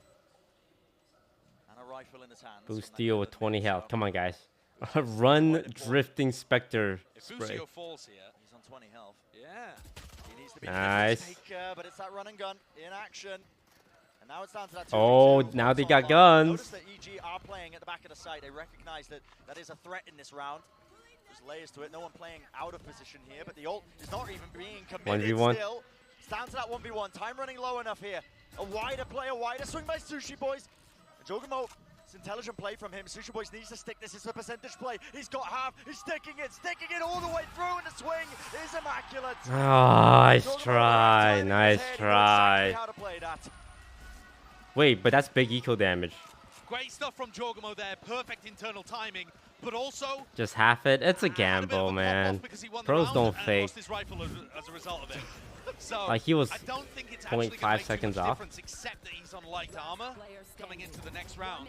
I don't know. I mean, hindsight, yeah, he should have halved it Could have done. because he had time. He paused for a long time there. I don't know. Maybe he did pick in a little bit. He did well. But it was a 50-50 fake. Still, it's a good point, I think. It was quite a scrappy round against the bonus of Talon. So yeah. Wise half armor for EG. I mean, I would have halved it. Once I hit the half, I think I would have just like held. And a pretty serious focus from EG towards mid. Are they going to create some fake pressure on A to help with this? At the moment, it doesn't really feel like it, and mid is getting dominated by Talon utility. Now, Garnet getting himself this pushed up feels like it could be exploitable if they get a read on it later on. There's that bit of a fake. Okay. Oh, good sprays. They know it's real. They spotted heads over Keep the spraying, keep spraying. They're right there. They're right there. Keep spraying. Reloading crews. I mean, this is really does feel like a bit of Why doesn't he shoot them? Why doesn't the guy simply kill them with his gun? Everybody's vulnerable up, but will it even matter? Still, the EG players, they take the good fights. Watching for these smokes, and that was just all over the place. Bit of spaghetti falling out of the Talon pockets. Also, BCJ in Narnia in the post plant. I mean, through the wardrobe talking to the queen. Mr. Tumnus up in there. He's in the middle of nowhere. He is definitely in the middle of nowhere. This man's just pulling out references I can't even comprehend. This is how he used to play when he was on Xset though as well. Used to see BCJ and Def go for these crazy long lurks. EG players though just need to play their lives, play it for time if they can. It's not planted for BCJ. And it's not planned for it all. That's not how you can't suck him from that angle. Right on the top, but it does not disrupt the defuse. That's the new super. Like, if you can suck from there, that's the new tech. You just suck him into the sky. Had that one wrapped up in a bow. Now I'll say that is a bit unfortunate. The Asher Stars can get sucked up onto the high ground positions when you try and place them like that, but even still, Josh, I don't think it takes away from what you were saying. Wow, what a retake in a If he's 2v4. playing that kind of area in mid to go for the reflank, he has to be playing Heaven post plant. The lurk is going to come in Heaven. Yeah. If you don't plant for Heaven, it doesn't make sense to have him in that kind of position. And also, it's not even the focus on BCJ necessarily. The players in the post plant are dropping the ball there. The Talon guys are playing so much Thank God he had a judge. Why do you have your boom bot out? Use your gun. Guns kill people, not a robot. Well, robots sometimes kill people, yeah. Taking some even fights. Can they claim any of these weapons? Yeah, they got a rifle online and the judge, but how do they convert it past this point? Through into Heaven. Fox is given a precise angle and Talon Esports. Big play by Fox. And Talon really do feel like they've got that clutch factor right now. Yeah. As much as I'm not too happy with the way that EG played the post plant, you can't Wait, deny you that just Talon, fall out. This is their scary. players are fearless, are swinging in, and they just believe they can win every round. It's very, very impressive. Oh, Sushi Boys has been watching the Nuvera VODs. We're seeing the op in Astra. No, you can't be bringing that up. I mean, Nuvera was incredible with it. He was, yeah. I don't mean any disrespect on Nuvera. Meta-defining and ranked, I hear. Yeah. No, really great. No, but we see the EG timeout now, so I think they're at risk of letting this map slip away from them. Again, you can't let it happen, can you? 2 in a row. To go out in this fashion would be brutal. And expected of a team that doesn't have too much experience. 3 players new to the big stage. Yeah. But I think when you look at the other side, and there are almost an equal amount of rookie players, that doesn't become as valid of an excuse. No, I can't help but be impressed with how Talon are playing as well. Listen, with the criticisms we've had towards EG, I don't want to take anything away from Talon, the way they've been playing and the confidence that they've had as well. It's just so fearless. I just keep thinking back to that word. And Garnet's been very impressive. He struggled to get value out of the entry position on their attack side. He was going in, and he was still fearless. He was creating space. But he wasn't quite finding the kills, whereas now on the defense side, especially on the retakes, he seems to be having much more success. And Talon are benefiting massively from that space that he's making. Garnet really is a rookie player, by the way, and somebody that they weren't even intending to play with at this event. That's the most amazing aspect about it, isn't it? If Parifan hadn't had to have his wrist surgery, I don't know whether we'd be even seeing Garnet. And what a loss that would have been. This guy has been beastly. And our focus here on this round, and it's an important one for EG. Money invested into this one. They have the rifles, they've got the ultimates. It should be their round to take. They just need to formulate a plan around it. They've struggled for mid control in all of these rounds. They know there's people sewers. Look, 4 players from Talon grouped around mid. And 4 suppressed. Pressuring the extremities when this happens, right? There's no reaction from EG. Yeah. Oh, they're fighting mid. Let me go and take a ramp. Well, Boostio can't really without BCJ's smokes. And BCJ's not taking space in B main when they fight mid. So it's all one dimensional. Oh wow, 3-1 heaven already. Managed to cross all the way up into heaven, and they're just taking straight on fights. Cruz moves forward. Oh, Chad. Been taken, positioning just swapped and switched around. Oh god, they're playing ring. Oh my god, the ring around the Rosie.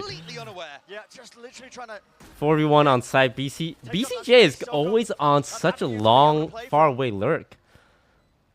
Like, I see the way Steel lurk, and it's like he's in good position. I'm not saying BCJ's not. Oh wait, BCJ actually might. Could be the difference maker. An angle, a swap, and a weapon, a stun, and a pull though has completely. Oh my god, stun into grenade. But I feel like BCJ's always so far away. Because Talon does not flank, is the thing. I think that's the main problem here. Is that Talon? I don't see Talon like flank that much. So having a lurking Astra. I'm so impressed with how Cruz and Sushi Boys played that round. Cruz obviously with the first 2. Okay, that killjoy was kind of just. They should have known there was a Viper looking up there. Just great utility to neutralize the threat from BCJ. Yeah. Sushi Boys doesn't play smokes, and at the moment he's getting more value from than BCJ, and they're equivalent in the scoreboard. But I really feel like Sushi Boys is right there. A ton of value. Viper's bit in mid. Oh wow. Just like that. Nice turn. Okay. 3v2. This is still very close. EG is like, I've seen them come back down like 4 players. But that was crazy good by the KO. Oh. Oh, is Sky gonna know? Decides to reactively push A main off the mid play. And he's containing. Oh, Boostio. No way. Oh! Awesome huge lurk by the Sky. Back-to-back rounds where Talon like his position was perfect. Like cause the killjoy even checked behind them, but not enough. Like it was such a good angle. Also, this flash turn was so fast. I didn't even see him turn.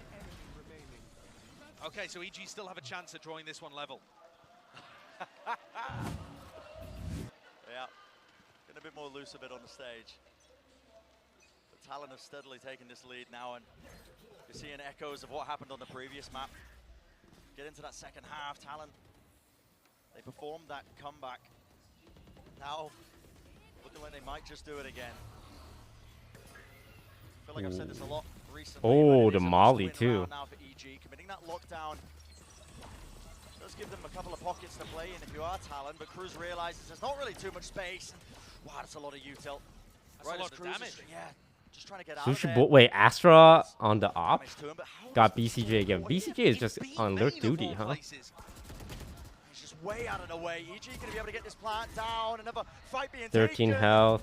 Okay, Rolling Thunder to push them back. Even just using out. Oh god, so much util. Reclaim that space towards main. A little bit all over the place, isn't it? Double satchel play and a flash to a oh, this Garnet guy, man. He's clean. Another play from him, reflanking and repositioning. But now, what an entry. Players once more come up with all the kills. He's going for the op. That's why they're waiting on the defuse. Look sublime. EG's game plan is falling to pieces in the post plant, and Talon are capitalizing. They can smell blood in the water.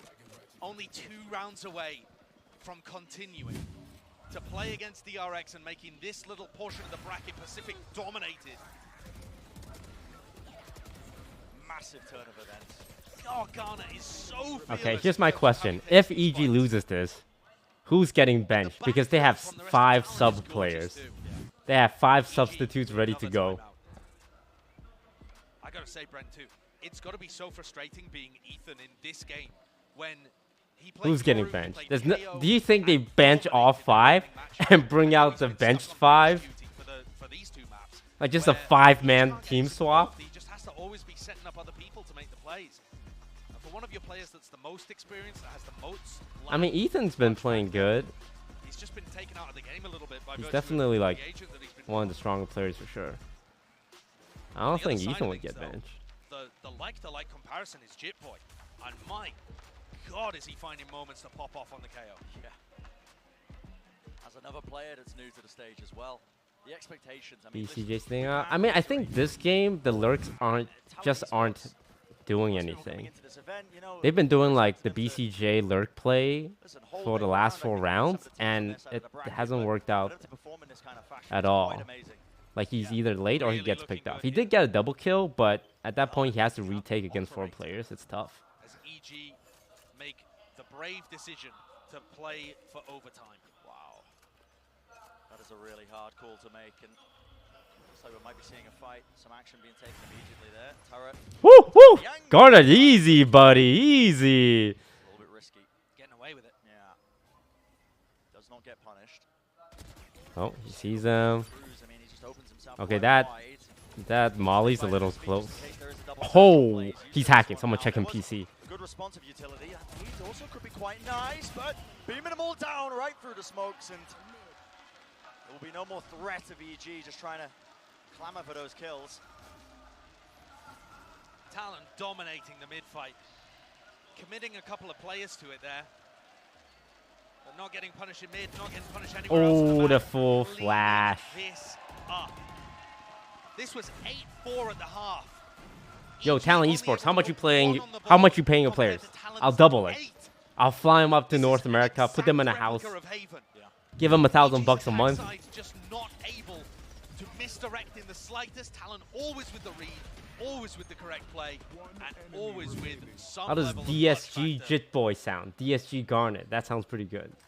Can EG pull out 3 in a row, or a Talon moving forwards in the bracket? 1K a month is nothing for people living in Thailand. 1K USD. You gotta brush up on your global economics. 1K USD in Thailand. From Talon as well, actually committing a lot of people over towards B main. I don't think EG have played there pretty much at all on their attack side. Maybe anticipating that they would try and go for a faster play with the no command that Com has, but now they've got Garnet posted up though. They can commit resources elsewhere. It's just doesn't quite get punished for that one. Gets the information that they are exploring into mid. They are surrounding. Ethan pushed up. A lot is going to be handled, I think, at the back of this one here. This mid control. This is it. BCJ on the lurk again. Is this gonna work? Already rotating on both sides.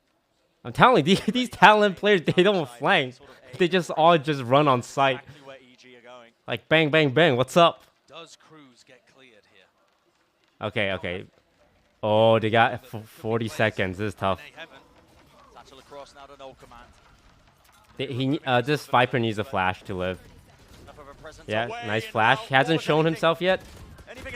Oh, but the heaven. That's Jorgamo from the high ground position, clears it out, but the trades are they going to be there? Jorgamo showstopper play does find his target.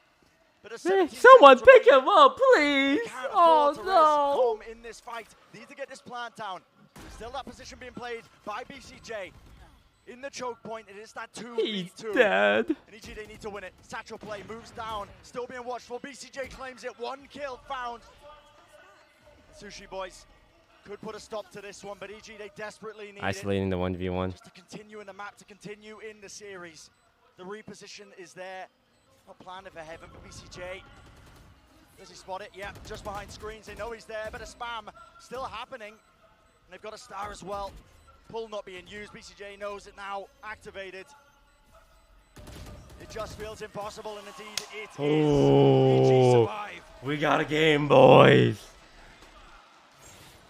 2 more wins needed for EG to drag this one to overtime. Desperate attempt. It works out in the end. Jorgamo being the key player. Finding 2 and then the 3rd with his ultimate. He does everything. Can they rely on that kind of opening again from their Raze player?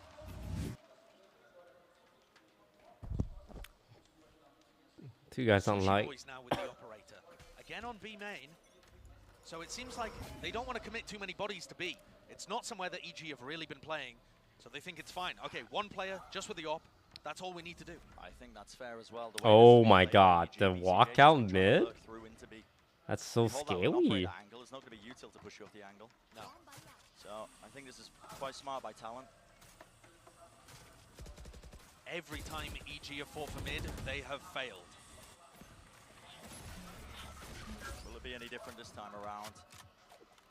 Knives exchange. BCJ still on that lurk. And the pressure, goodness me, must be mounting right now for EG because you just focus on that next we haven't seen a B hit before. Your way to that OT, but Ethan has No. really work with here. There's a Cosmic Divide being used. Garnet's playing up close here. I mean, that's so unexpected. Whoa, that was sick. That was sick. Well out of there. It's amazing. And they didn't hear the nade being dropped either. So look at the damage it did to common BCJ. The backward satchel through the Astral wall. Meanwhile, Foxy's got himself into a good position over an A ramp. Oh boy. Oh, 30 seconds. 30 seconds. As if it's going A, but actually the spike's still going He's using the rope as a bait sound. Rotations. That's the name of the game right now for EG. Flash over the top though, and Sushi Boy still watching from heaven. Flick of the wrist, and he finds one more target, and still BCJ with the late lurk. It's over. Another comeback completed. Talon will move forward. Hey. Ah, no, seriously, GG's. Please don't take any of my players, EG. From these guys. I know they're all probably benched, but please. I love all my players. You can't help I can't match a salary. It feels like the same kind of story that we've seen from this core before.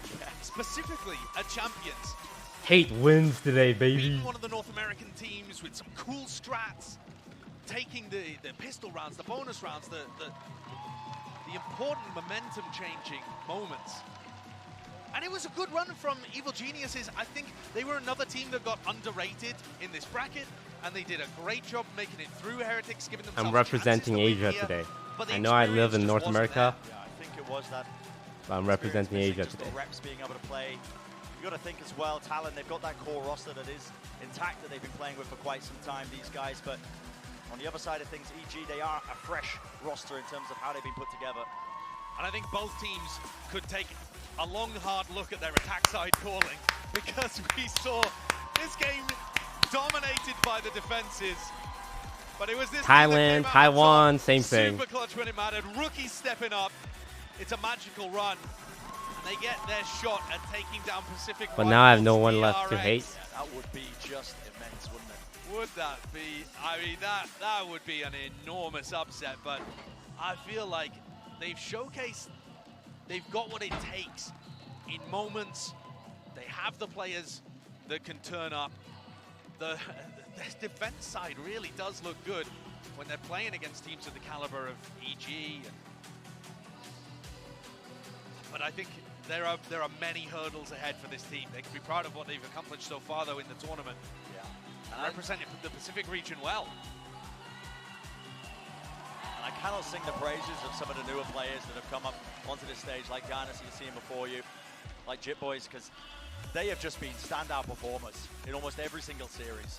Yeah. You think of Jit Boys on that Fracture map versus MIBR, playing against the home crowd as well. The crowd cheering against them at every twist and corner, but ultimately still persevering and being able to just have those ridiculous moments on the big stage. And how much further can they go? That's going to be the big question. Yeah, we are guaranteed a semi-final that's Americas versus Pacific in the Alpha bracket. That's pretty sick. But of course, we're going to have So it's going to be before we get to that point and the entirety of the Omega bracket. It's going to be Will it be Talon that gets there? That would be NRG versus Loud. And DRX versus Talon Esports. It's a great game. I think DRX will roll Talon. And heartbreaking, I'm sure, for the side of EG. And Huge I moments, think fumbles, all sorts, everything Loud is going to beat NRG. You're seeing the magic of the tournament structure as well coming together, I think. Singular limb. A lot that can happen. You get these results where a team like Talon can really just take their side of the bracket by storm. And I just want to say again, how incredible that Garnet and Jit Boys are the two highest performing players on both maps. Yeah. That's nuts. We were, a lot of people, myself included, were underrating this Talon side because Check I out thought Talon's that tweet, esports tweet. Twitter, Talon Esports.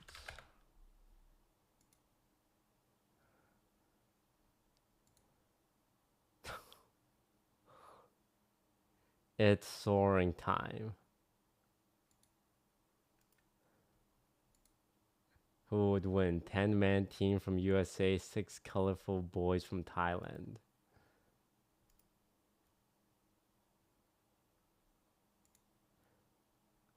Before, after. Yo, this is over the line, man. Come on, guys.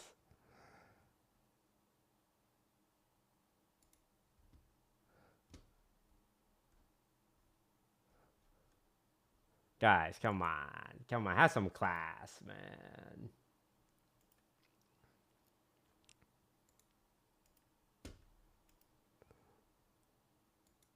Well done, though. Keep it up. Keep it up.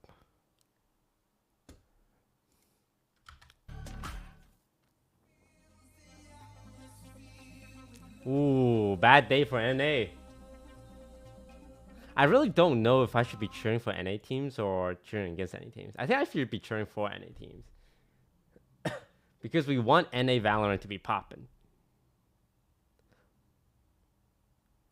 So that, you know, DSG, if we ever like do well, we would get some fans. But also we want NA teams to do bad so that their fans come to us. It's hard. It's hard. I don't know, man.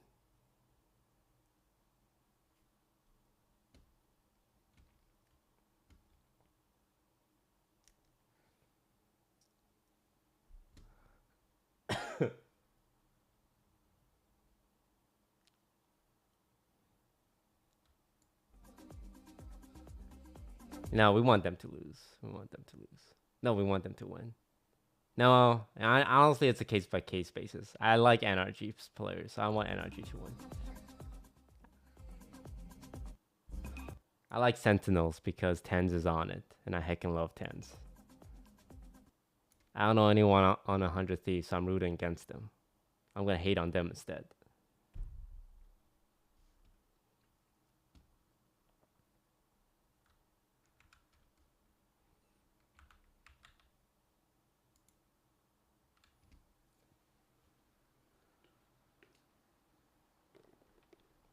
When are the next games? What about Ray? Is Ray on her on the 100 Thieves Valorant team? Did I see Valkyrie as one of the 5 starters? Oh, they play tomorrow.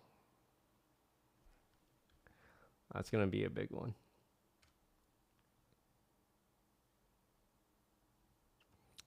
And then we have TL, Navi, Zeta, Sentinels, 100 Thieves. Oh, they put 100 Thieves and Sentinels on the same bracket, in the same side, so only one of them can make it to playoffs.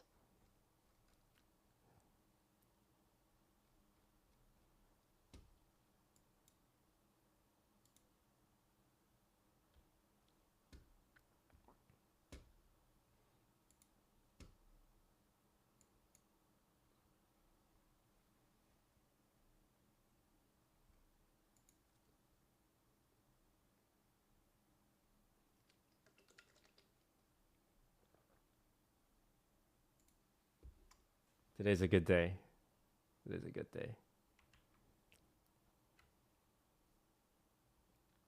The games are much more exciting when you're cheering for a team or cheering for the loss of a team.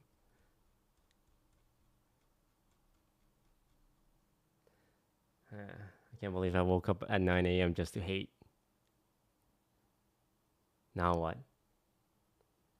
Now I got nothing left.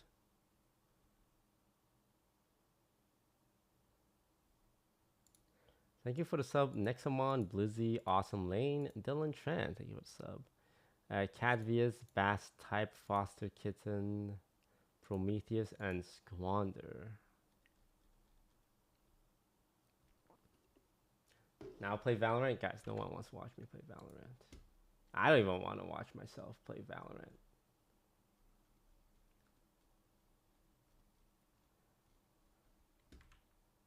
And I love myself. I'm gonna have some nice relaxing times with some Hearthstone. I have a stream with Lily at 6, but I might ask her to play Filipino or not with me. It's a game I came up with. I had Asian people send in pictures of themselves, and I have to guess whether or not they're Filipino. It's a spin-off of Guess That Asian. Pinoy or not. You guys think I'm joking, but I'm not. I have like a whole slideshow prepared.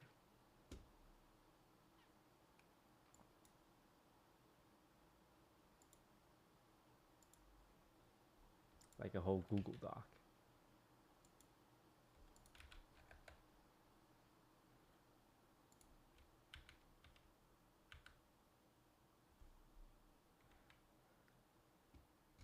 Here, I'll give you guys a sample.